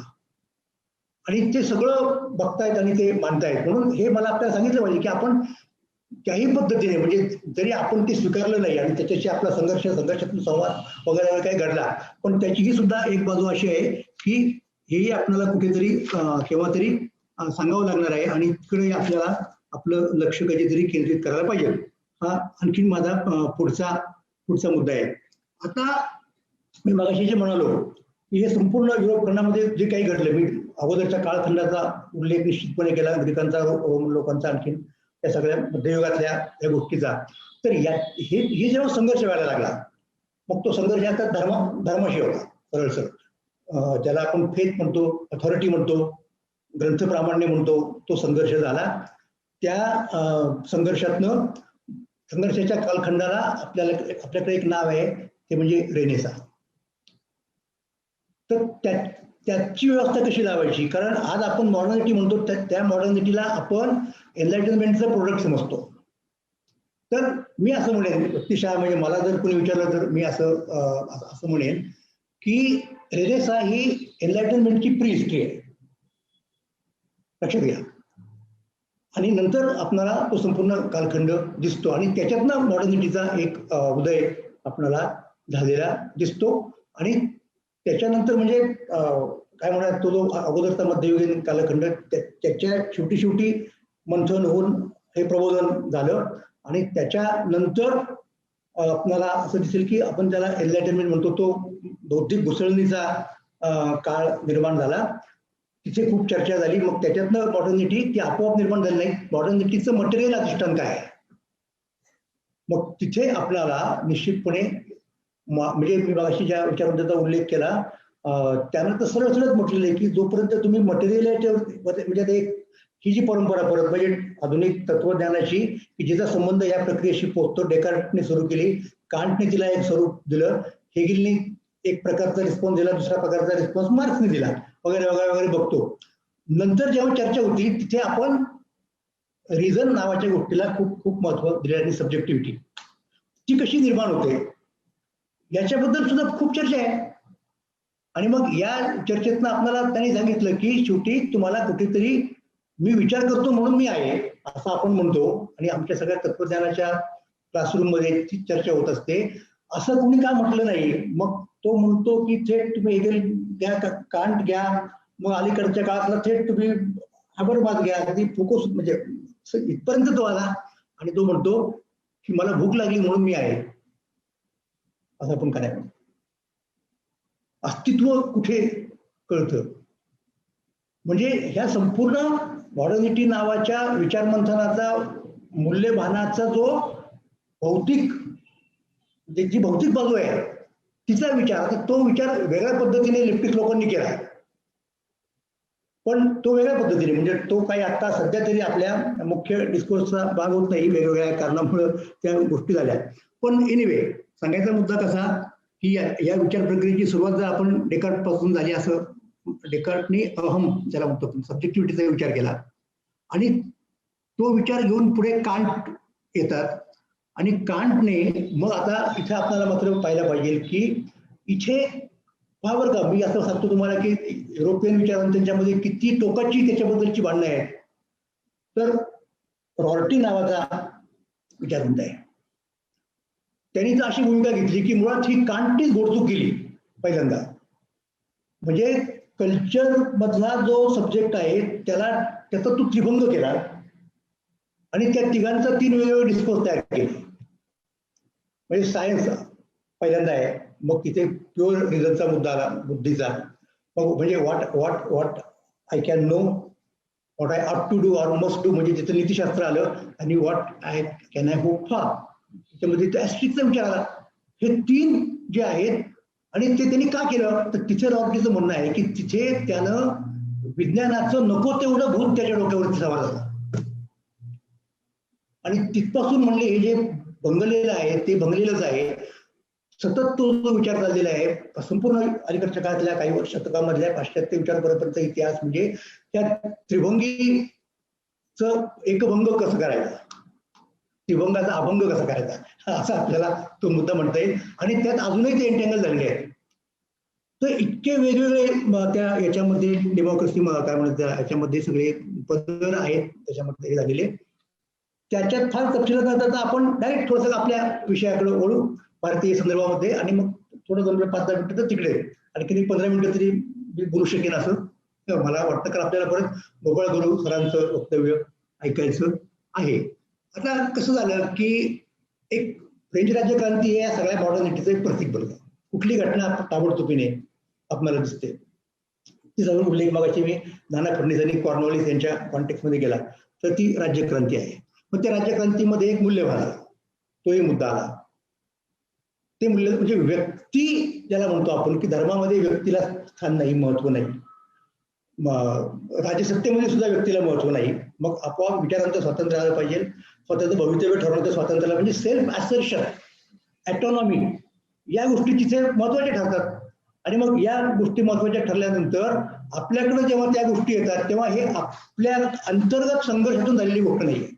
म्हणजे थोडी मार्क्सवादाची जर भाषा वापरायची झाली, मोड ऑफ प्रोडक्शन मध्ये काहीतरी अंतर्गत कॉन्ट्रडिक्शन निर्माण होतात आणि मग त्याच्यातनं पुढचा टप्पा निगेशनचा होतो.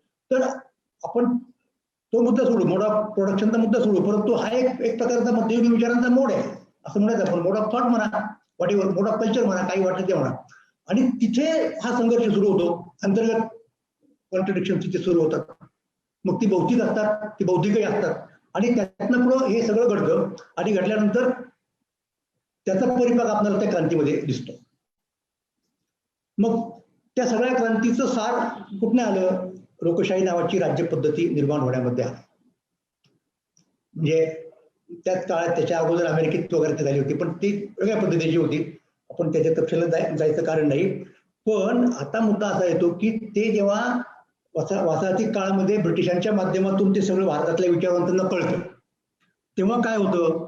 मग आता इथे तो मुद्दा आला जिथे पोस्ट मॉडर्न लोकांचा आणि मॉडर्न मधल्या लोकांचा जो मतभेद आहे. विशेषतः आता आपण इतिहासाचे विद्यार्थी आहोत हिस्टोरिओग्राफीच्या नावामध्ये, की इतिहास लिहिताना एक मेटा नॅरेटिव्ह आपल्याला लागतो का, एक ग्रँड नॅरेटिव्ह लागतो का, की तिकडच चाललेला इतिहास तो. आणि मग ते कथन करताना मग आपण मग पुढे म्हणतो की नाही बुद्धीचं उलगडणं, स्पिरिट म्हणजे हेगेलच्या पद्धतीने असेल किंवा मार्क्सवादी लोक म्हणतील की काय, की शेवटी वर्गविहीन समाजाची स्थापना. मग त्या दृष्टीने तो इतिहास चालू पण असतो, वाटचालाने आपण लिहायचा पण असतो. त्याच्यातला एक मेटा नॅरेटिव्ह जो आहे भारतामधला, पहिल्यांदा जर कुणी आणला असेल, पहिल्यांदा तो ज्योतिराव फुल्यांनी आणला. हे आपण फुल्यांना यातलं काय माहिती का, या पद्धतीची चर्चा नाही. काय त्यांचं म्हणणं आहे की जागतिक इतिहासाचा रोख, त्याचा प्रवास कुठून चाललेला आहे? त्यांचं म्हणणं असं आहे की लोकसत्तेच्या प्रस्थापनेच्या रोखाने हे सगळं चाललेलं आहे. म्हणजे फुले हे त्या पद्धतीने विचार करतायत. मग त्या अर्थाने जर आपण पण असं जर मानलं की स्वातंत्र्य, समता आणि बंधुता ही 3 मूल्य आहेत मॉडर्निटीच्या, असं आपण मानलं तर या 3 मूल्यांचा समावेश असणारी व्यवस्था म्हणजे लोकशाही आहे. मग असं नाही की त्या लोकशाहीमध्ये या 3 मूल्यांचा संघर्ष होत नाही, डेफिनेटली होतो. पण ह्या 3 मूल्यांचा समावेश असणारी ही व्यवस्था आहे आणि ती असली पाहिजे आणि अंतिमतः तिची स्थापना होईल असं म्हणणारा माणूस हा महात्मा फुले. आणि मग तो सांगतो की ज्युलियस सीझर त्याला मारलं ब्रुटसनी, ते का मारलं? मग फुले सांगतायत की लोकशाहीच्या माध्यमातून तो सत्ताधारी होतो आणि लोकशाहीचा गळा, लोकशाही ही माता आहे, लोकसत्ता ही, तिचा गळा तो घोटायला लागतो. म्हणून ती जी कुठली प्रोव्हायडन्स असेल, विकोबिकोच्या भाषेत बोलायचं म्हणजे ऐतिहासिक नियती असेल, तिनं जणू काही प्रवेश केला सीझर मध्ये, ब्रुटस मध्ये, आणि ब्रुटसाने सीझरास मारिले. हा मॉडर्निटी मधला इतिहासातला पहिला मेटा नॅरेटिव्ह हा फुल्यांचा आहे. त्याच्या आधी कुणी हे केलेलं नाहीये. तर फुल्यांच्या वेळेला मुंबई विद्यापीठ नव्हतं. म्हणजे तुम्ही फक्त कल्पना करू शकता की त्या माणसाची झेप किती असेल. म्हणजे भले राजाराम मोहन राय फुल्यांच्या आधी झाले असतील, पण राजाराम मोहन रायची झेप तेवढी नाही. I must see this. आपल्याकडे काय झालंय, दीक्षित सर, बंगाली हिस्टोग्राफीचा एवढा प्रभाव पडलेला आहे, आपण आपला विचार कधी केलेलाच नाही. म्हणजे हा माणूस इतकी झेप घेईल हे कोणाच्या स्वप्नातही नसतं. तुम्ही चकित झालो, त्यांनी संपूर्ण जगाचा इतिहास अशा पद्धतीने मांडण्याचा प्रयत्न केला आणि मग इन्क्लुडिंग भारत. आता त्याला तुम्ही चॅलेंज देऊ शकाल, जे काय आधुनिकोत्तर लोकांनी दिला. लिओटार्ड आणि फार मोठा वाद आहे ना, लिओटार्ड आणि फुको विरुद्ध हॅबरमास, हा फार मोठा वाद आहे आणि ते खूप इंटरेस्टिंग आहे. म्हणजे तो सगळा आपल्याला माहिती करून त्याच्यातनं आपल्याला कॉलोनियल डिस्कोर्स स्वतंत्र उभा करण्याची पाळी आली. तेव्हा म्हणून तर त्यांच्या आधी थोडंसं एक लोकहितवादी म्हणून गेले की काही दिवसांनी लोक पार्लमेंट मागतील आमचे. पण ते पार्लमेंटचं अधिष्ठान काय आहे हे लोकहितवादी सांगत नाही. मग ते पहिल्यांदा फुलेंनी सांगितलं म्हणून मला असं वाटतं की या संपूर्ण डिस्कोर्समध्ये फुले हे अतिशय महत्वाचे ठरतात. पण ते असो, मला खरं तर आणखी खूप सांगायचा मोह होता. मी तो टाळणार आहे, मला 5 मिनिटात संपवलं पाहिजे. तरी पण 1-2 मुद्दे मी स्पर्श करून पुढे जाण्याचा प्रयत्न करतो. तो मुद्दा असा आहे की याचं नाव Indian modernity challenges and responses. तर हा फार महत्वाचं मॉडेल आहे. अर्नल्ड टॉयनबीने स्टडी ऑफ हिस्ट्रीमध्ये याच प्रकारचं मॉडेल वापरलं. म्हणजे हे आता मला म्हणायचं नाही, पण चॅलेंज आणि रिस्पॉन्स हा जो मुद्दा आहे त्याने संपूर्ण जगाचा इतिहास जो लिहिला, काही खंडांमध्ये 10-12 खंडांमध्ये, तो अशा प्रकारे लिहिला की एक काहीतरी सिव्हिलायझेशन असते, ज्याच्यामध्ये भारतातल्या सिव्हिलायझेशनला तो इंडिक म्हणेल, कारण ती बहुतेक हिंदूंनी घडवलेली आहे सुरुवातीला. तर ती एक सिव्हिलायझेशन आहे आणि तिच्यामध्ये एक युनिव्हर्सल चर्च असतं उदाहरणार्थ. मग त्याच्यामध्ये एक इलिट क्लास असतो ते सगळं चालवणारा, आणि मग तिथे इंटरनल प्रोलेटरिएट आणि एक्सटर्नल प्रोलेटरिएट ही मंडळी असतात. आणि जेव्हा जेव्हा क्रायसिस येतो तेव्हा त्यातला जो इलिट क्लास आहे तो त्या क्रायसिसला धोक्यात येतं, सगळं एक प्रसंग निर्माण होतो, तेव्हा तो त्यातला इलिट क्लास त्या सगळ्या क्रायसिसला क्रिएटिव्ह रिस्पॉन्स देतो त्या चॅलेंजला. तो क्रायसिसचा जो चॅलेंज असतो त्याला तो सर्जनशील प्रतिसाद देतो, आणि जोपर्यंत ही सर्जनशीलता त्या संस्कृतीमध्ये आहे तोपर्यंत ते टिकतं. आणि मग जेव्हा ती नष्ट होते तेव्हा मग हळूहळू मग ते वगैरे. तर तशा प्रकारे मी असं म्हणेन की भारतीय संस्कृतीमधला हा एक पेच आहे की एक दुसरं राज्य आपल्याकडे येते, सत्ताधारी येत आहेत, दुसऱ्या प्रकारची मूल्य घेऊन येत आहेत. तर या चॅलेंजला तुम्ही रिस्पॉन्स काय देणार? तेवढी क्रिएटिव्हिटी आपल्या लोकांच्याकडे होती किंवा नव्हती. आणि मी असं म्हणेन की निश्चितपणे आपल्याकडं त्या प्रकारची सर्जनशीलता विचारवंतांच्यामध्ये, कृती करणाऱ्या लोकांच्या मध्ये होती. त्याचं एकच उदाहरण सांगेन मी. 2 प्रकारचे, मग मी राजवाड्यांचं नाव घेतलं. आता एक साधा मुद्दा आहे की युरोपचं सगळं ज्ञान इथे आलं.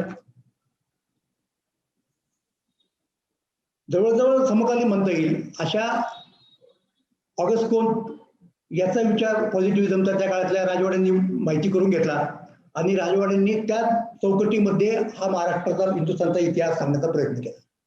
ही कोणती चौकट? की जे 3 टप्पे आहेत ज्ञानाच्या क्षेत्रामधले, थिओलॉजिकल फेज, मेटाफिजिकल फेज आणि पॉझिटिव्ह फेज, ते घेतलं. आणि मग महाराष्ट्राच्या इतिहासात काय होतं असं म्हणायला लागले. आणि आपले लोक पॉझिटिव्ह होते, म्हणजे अनुभववादी विज्ञाननिष्ठ असे ते नव्हते, त्यामुळे आपलं राज्य वगैरे वगैरे घेतलं, ते जाऊ, म्हणजे त्यात तपशीलात द्यायचं कारण नाही. आता हे त्यांनी मॉडेल घेतलं, ते मॉडेल जसं तसं घेतलं त्यांनी. म्हणजे तिथं तोच परत मुद्दा आहे की आपण काय करतो, काही गोष्टी आपण अडॉप्ट करतो आणि काही गोष्टींना आपण अडॅप्ट होतो, असा तो मुद्दा आहे.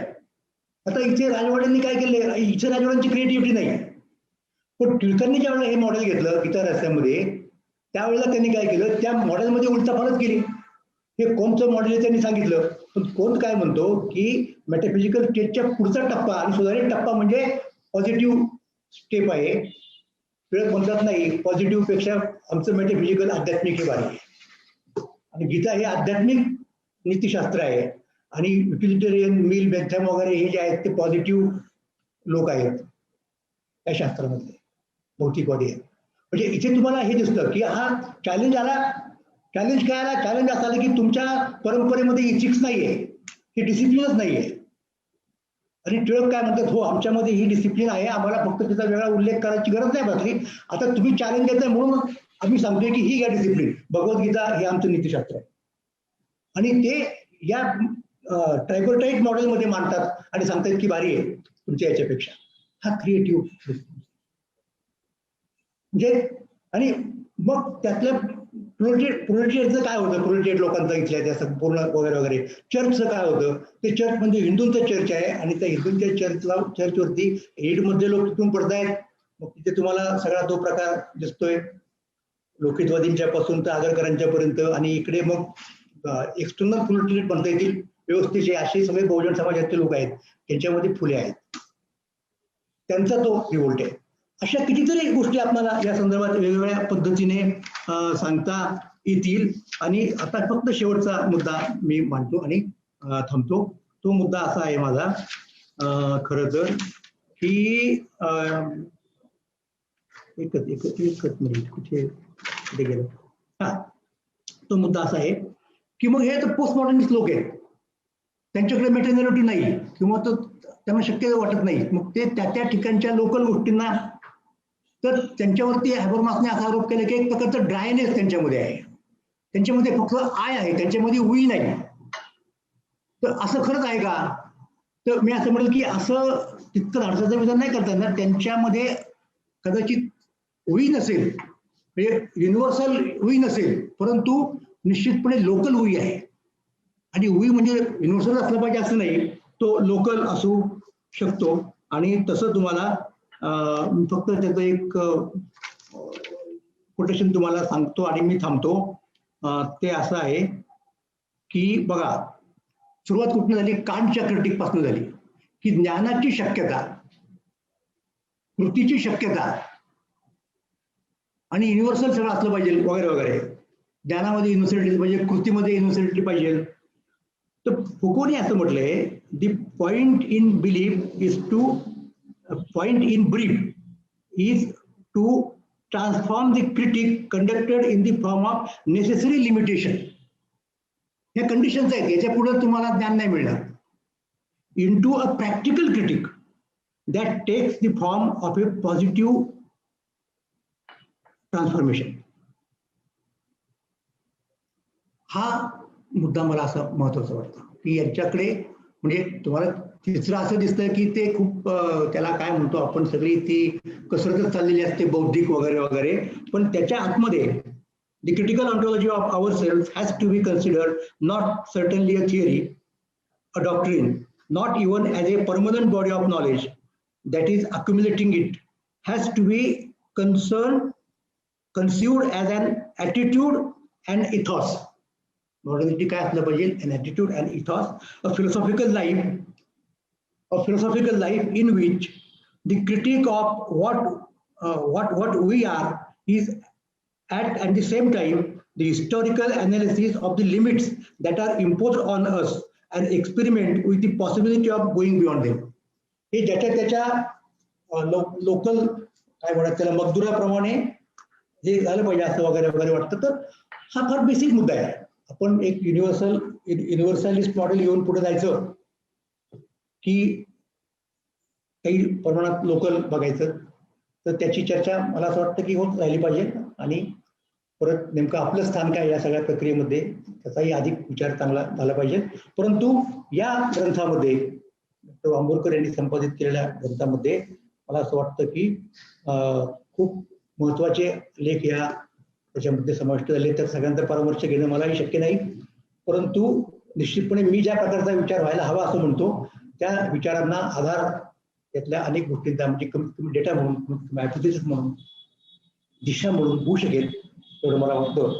आणि ही खूप चांगली भेट राजा दीक्षित यांना दिली आणि त्या भेट देण्याच्या प्रक्रियेमध्ये मला या ठिकाणी समाविष्ट होता आलं, म्हणून मी युनिक अकॅडमीचे मनापासून आभार मानतो.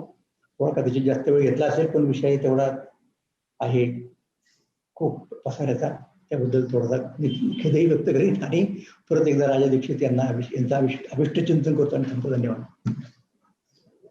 धन्यवाद सर. गोरे सरांचे खूप खूप आभार. कारण भारतीय आधुनिकता हा एक मोठा पट त्यांनी एका टप्पे आणि त्याची मांडणी आपल्या व्याख्यानामध्ये केलेली आहे. आणि भारतीय आधुनिकतेची एक विस्तारित पट, त्याची चर्चा प्रामुख्याने या पुस्तकामध्ये झालेली आहे. मी यानंतर कार्यक्रमाच्या शेवटाकडे जाताना आवर्जून आपल्या आजच्या कार्यक्रमाला अध्यक्ष म्हणून उपस्थित असलेले प्राध्यापक गोपाळ गुरु सर यांना विनंती करतो की त्यांनी अध्यक्ष मनोगत व्यक्त करावं. गुरु सर.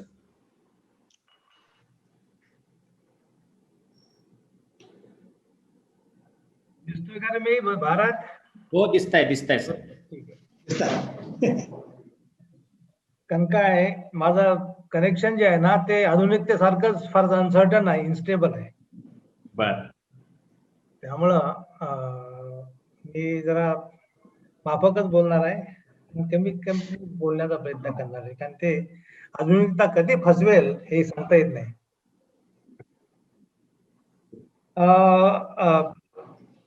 आजच्या जे पुस्तक प्रकाशनाचा समारंभ ऑनलाईन आपण आयोजित केला आणि त्यामध्ये मलाही बोलण्याची संधी आपण प्राप्त करून दिली, त्याबद्दल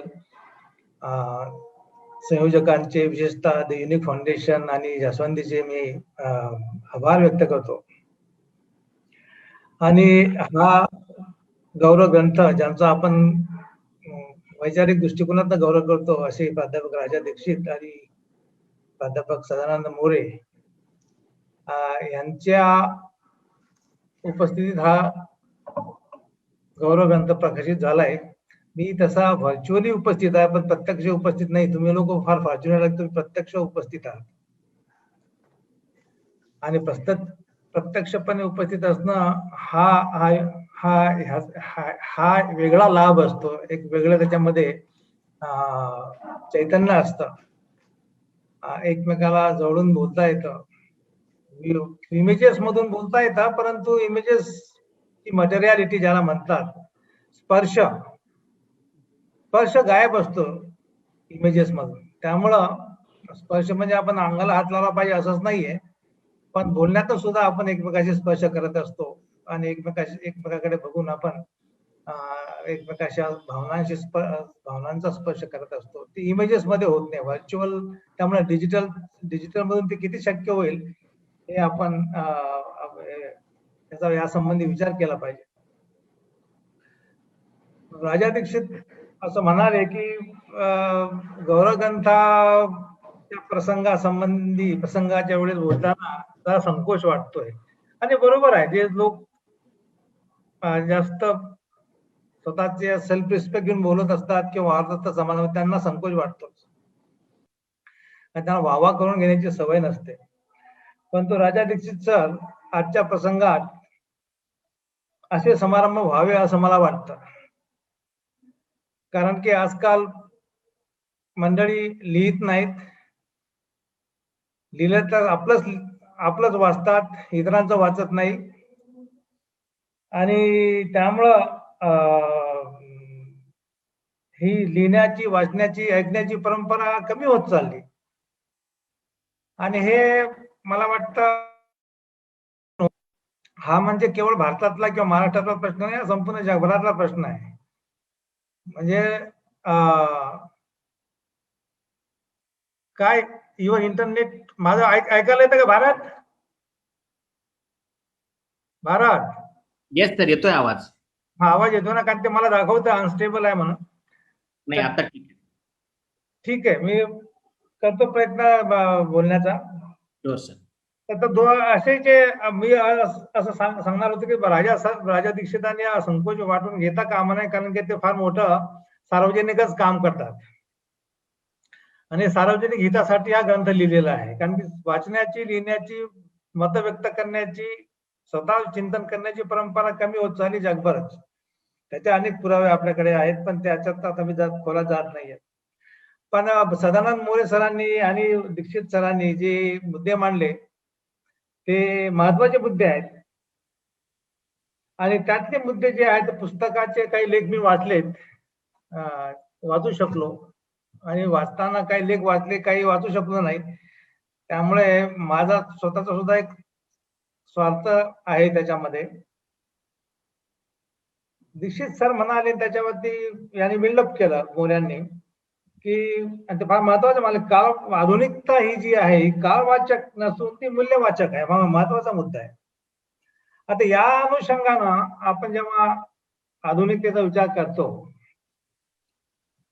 आणि जेव्हा आपण एका व्यक्तीच्या संदर्भामध्ये आपली भावना व्यक्त करतो गौरव ग्रंथ लिहून, त्याच्यातनं आपण एक परंपरा निर्माण करतो. जसं आपल्याकडे महाराष्ट्रामध्येच फार मोठी परंपरा आहे आधुनिकतेबद्दलची, कवितेच्या क्षेत्रामध्ये आहे, नाटकाच्या क्षेत्रामध्ये आहे, फिल्म, त्याचे लेख याच्यामध्ये आलेले आहेत, फिल्मच्या क्षेत्रामध्ये आहेत, सगळे लेख त्याच्यामध्ये आहेत. ही परंपरा जपण्यासाठी आपल्याला याचे गौरव ग्रंथ काढायला लागतात.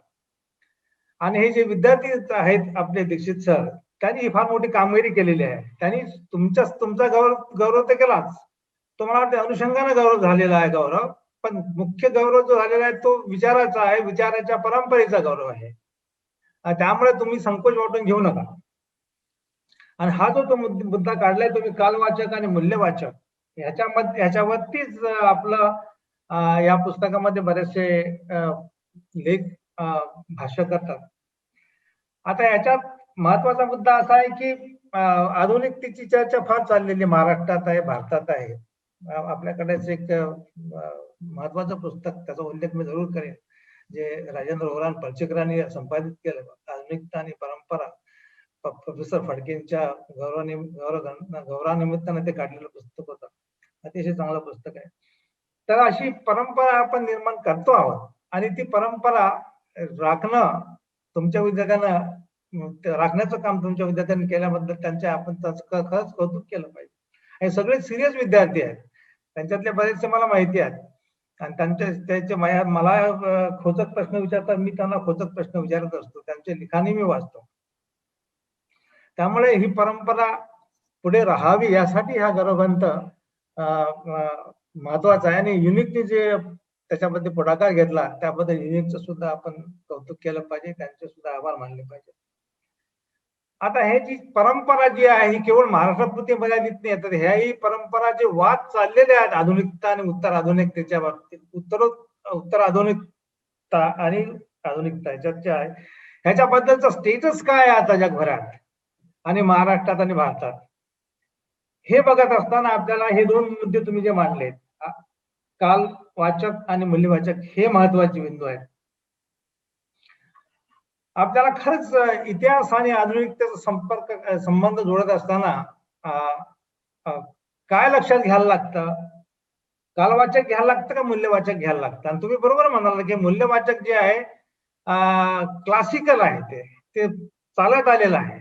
म्हणजे इतिहासाच्या मर्यादा ओलांडून ते इतिहासाच्या मर्यादा म्हणजे जे आपण टप्पे मानतो इतिहासाचे, कालखंडाचे टप्पे मानतो, त्या कालखंडाच्या मर्यादा ओलांडून ती मूल्यवाचक जी उर्मी असते आधुनिकतेची ती आपल्याकडे चालत आहे. फार बुद्ध चारवाक पासून ते पुढे चालत आलेली आहे.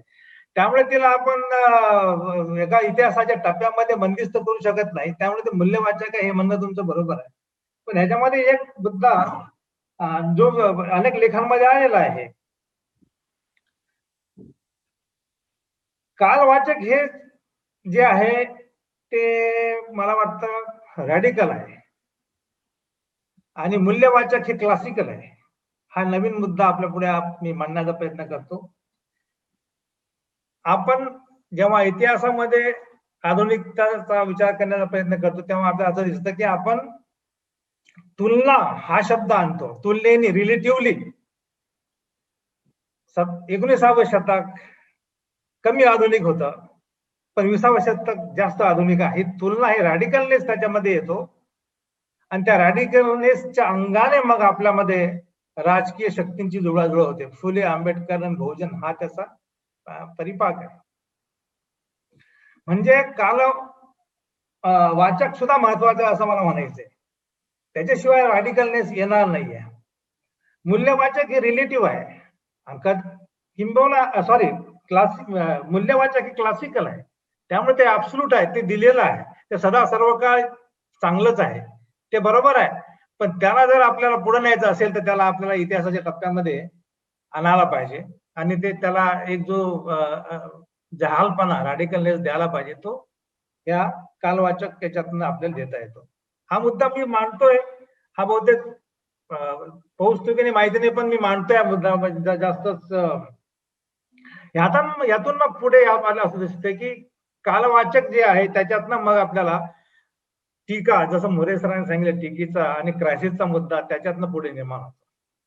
तुम्ही जर इतिहासाच्या टप्प्यांमध्ये याला जर आपण बघितलं नाही टप्प्यामधून, तर मग क्रायसिस आपल्याला दिसणार नाही. आपल्याकडे तुलना करण्याची जी आपल्याला कुवत लागते ती कुवत आपल्याकडे येणार नाही. तुलनेनं हे बरं होतं.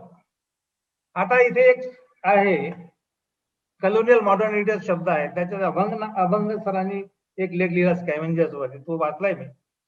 त्याच्यामध्ये त्यांनी असं म्हटलंय की सफाईची, नरक सफाईची गोष्ट म्हणजे मोहम्मद भाईचा पुस्तक आहे. नरक सफाईची गोष्ट ब्रिटिशांपासून पुढे सुरू झाली, मिलिटरीपासून. आता हे खरं आहे का? तुलनेनं आपण बघितलं तर हे याच्याबद्दल संशोधन व्हायला पाहिजे, नाही का? मग प्रत्येक गोष्ट आपण कॉलोनियल मॉडर्निटीच्या माछा मारत राहिलो तर मग फुले, आंबेडकर, शाहू महाराज, बाकी सगळ्यांना आपल्या मोडीत काढायला लागेल.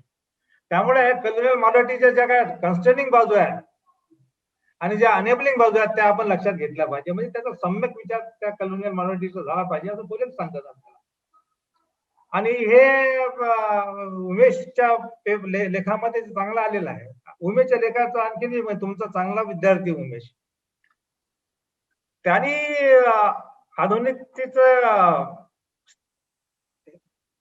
आधुनिकतेचं मोजमाप घेऊन, स्टँडर्ड घेऊन त्यांनी विचार करण्याची शक्ती किंवा सत्ता कोणाकडे असते हे त्यांनी सिद्ध केलंय. म्हणजे इपिस्टेमॉलॉजिकल जे इंटरव्हेन्शन झालेले आहेत ते इंटरव्हेन्शन कसे झालेत ते उमेशने आपल्या अंत फार म्हणजे फार चांगल्या पद्धतीने त्यांनी त्याच्या लेखात मांडलेलं आहे. उदाहरण किंवा सध्याच्या लेखामध्ये सुद्धा त्याची जंत्री ट्रॅजेक्टरी आलेली आहे मॉडर्निटीची, आणि ती मराठी भाषेतनं, नाटकातनं कशी आली ते त्यांनी सांगितलं त्याच्यात. तर हा जो मुद्दा आहे टप्प्याचा मुद्दा महत्वाचा आहे. त्याच्यातनं आपला, म्हणून आपल्याला जर इतिहास जर आपण लक्षात घेतला तर आपण उत्तर आधुनिकतावादी जे आहेत ते जे इतिहासात मान्य करत नाहीत त्यांना ते, कारण जे मेटा नॅरेटिव्ह, जसं मोरे सरांनी सांगितलं, मेटा नॅरेटिव्ह इतिहासातूनच निर्माण होत ना. इतिहास त्यांच्या पाठीमागे असतो, इतिहासातच ते घडत असतं मेटा नॅरेटिव्ह. ते चुटकी बरोबर हा भाग वेगळा, परंतु ते त्याच्यात घडत असतात. मेटा नॅरेटिव्ह शिवाय आपल्याला असा निर्णय घेता येत नाही किंवा आपल्याला जजमेंट देता येत नाही. तुलनेनं हे बरे दिवस आहेत, नाही का? कुठल्याही गुलामाला जर आपण विचारलं 20व्या शतक हे कसं वाटतं, फार म्हणजे काळ्या लोकांना विचारा, इकडे दलितांना विचारा, तिकडं चिकॅनोला, कोणाला विचारा तुम्ही, ते म्हणतील की अरे तुलनेनं बरं आहे. तर ते जे बरं असण्याची शेवटी आधुनिकता काय आहे? आधुनिकता आहे म्हणजे मला विचार करता येतं, हा महत्वाचा मुद्दा आहे. आणि विचार करता येतं आणि विचार करण्याचं धाडसही माझ्याकडे आहे. ह्या दोन्ही कुवती माझ्याकडे असल्यामुळे यालाच एनलायटनमेंट म्हणतात. थोडक्यात सांगायचं झालं म्हणजे, कांटला सांगायची गरज नाही, पण त्यालाच आधुनिकता म्हणतात. हे सांगण्याची कुवत इतिहासात जेव्हा आपण मूल्यमापन करतो ते तुलना रिलेटिव्ह, अब्सोल्यूट रिलेटिव्हच्या याच्यात जर केली तरच आपल्याला ते भान येतं. आणि हे तिकडे झालं, याच्यामध्ये झालंय, बंगालमध्ये झालंय.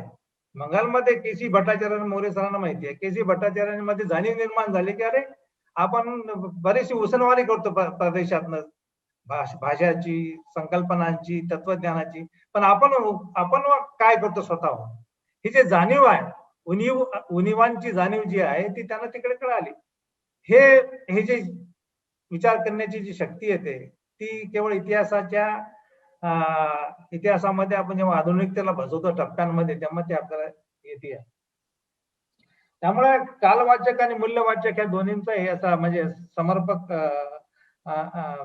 विचार होणं आवश्यक आहे. त्यामुळे मग आपल्याला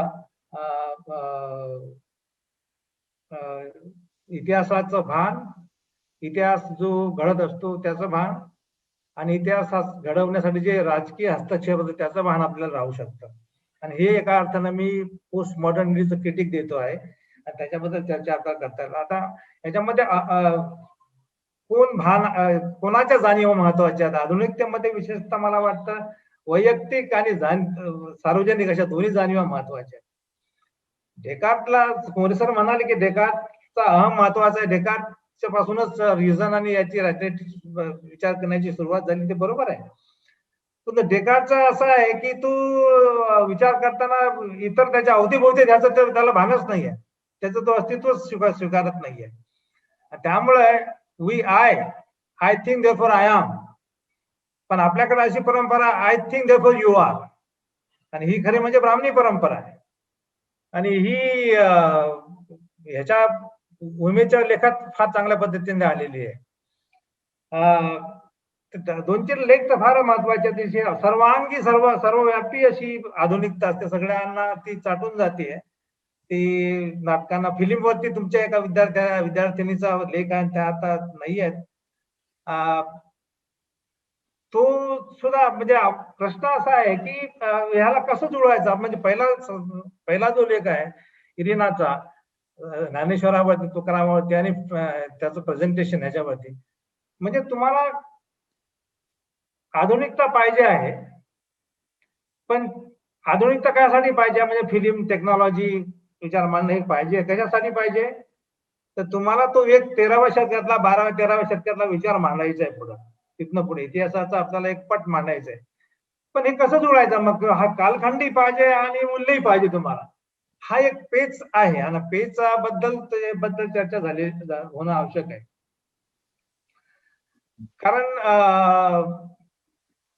मला वाटतं इतिहासावरती म्हणजे जुन्या इतिहासावरती नवा इतिहास हा काहीतरी लादत असतो अपेक्षेच्या दृष्टिकोनात. आपल्याला असं दिसतं की जे मूल्य 5व्या शतकात, इसवी पूर्वीच्या 3ऱ्या शतकात, 4थ्या शतकात, 5व्या शतकात जी आहेत ती पुढे आणण्याचं काम प्रिंट मीडियाने केलेलं आहे.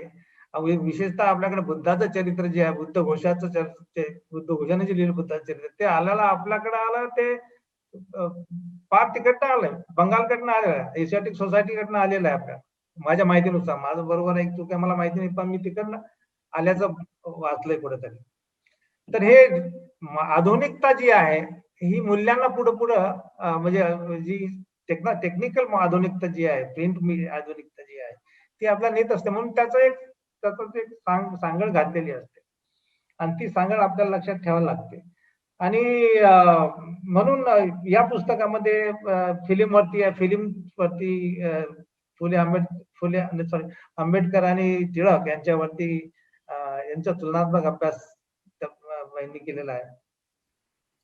तर हे मला वाटतं एकूण हा एक मुद्दा आहे महत्वाचा की कालवाचक, मूल्यवाचक हे शब्द आपल्या, हे जे 2 कोट्या तुम्ही केल्या त्या महत्वाच्या आहेत. यशवंत सुमनचा लेख आहे तो जास्त आणखी कॉम्प्लेक्सिटीकडे घेऊन जातो आपल्याला.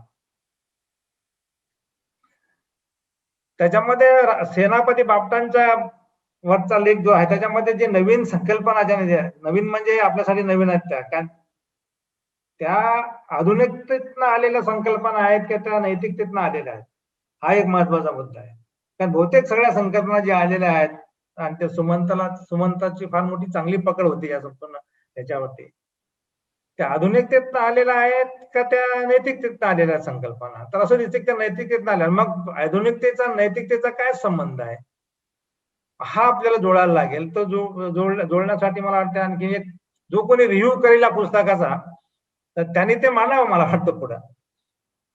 मला वाटतं आज नैतिकता ही आधुनिक आहे, असायलाच पाहिजे. फार कांटपासून आपल्याला दिसते मॉरल युनिव्हर्स जेव्हा म्हणतोय कांट, तेव्हा ते हेच म्हणतं की प्रत्येकाने आपल्याला ठरवलं पाहिजे, ठरवणं प्रत्येकाने की मी चांगला बघेल दुसऱ्याचा मी इन्स्ट्रुमेंट म्हणून वापर करणार नाही, हे ठरवणं म्हणजे नैतिक होणं आहे.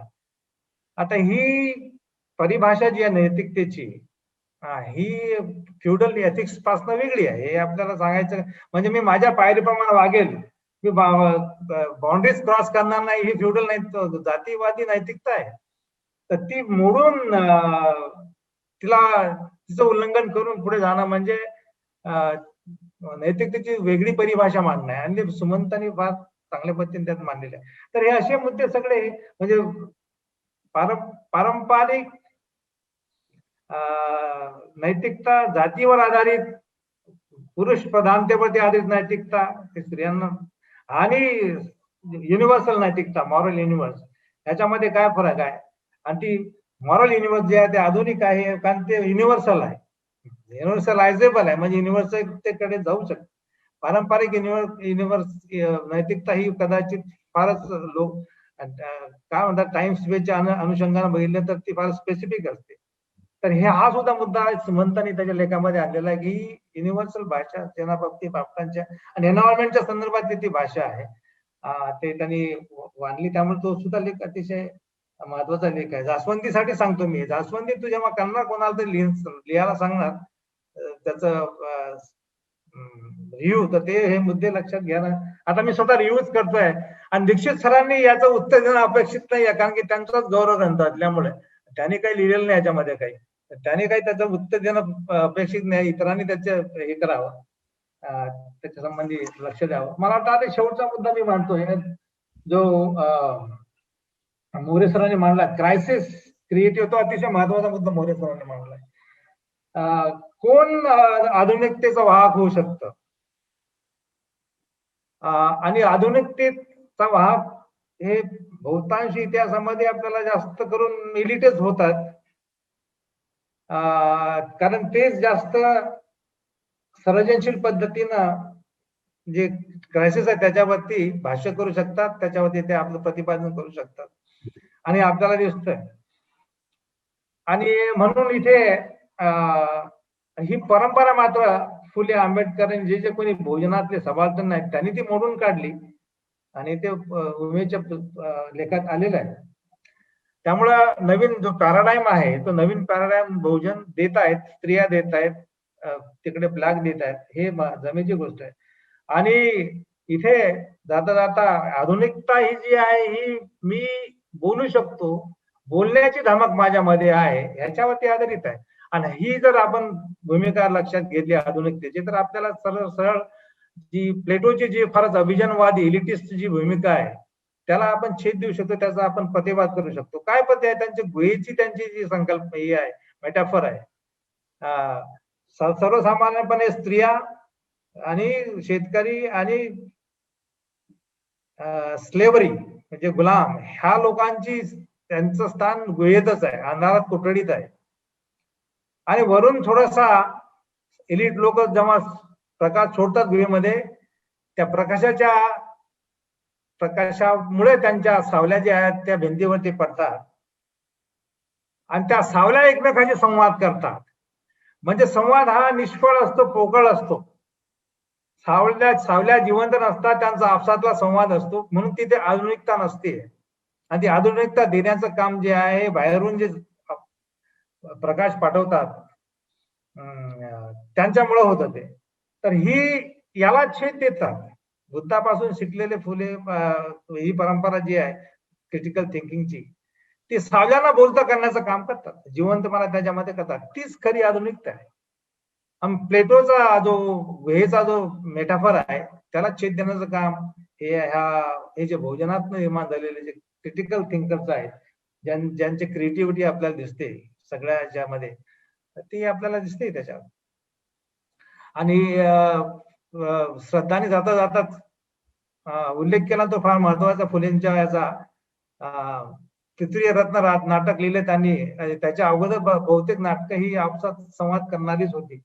तर हे भाष्य आधुनिकतेचं या भोजनांच्या विचारातून आपल्याला होताना दिसते. मला वाटतं लेख आणखीनही लेख वाचलेत मी.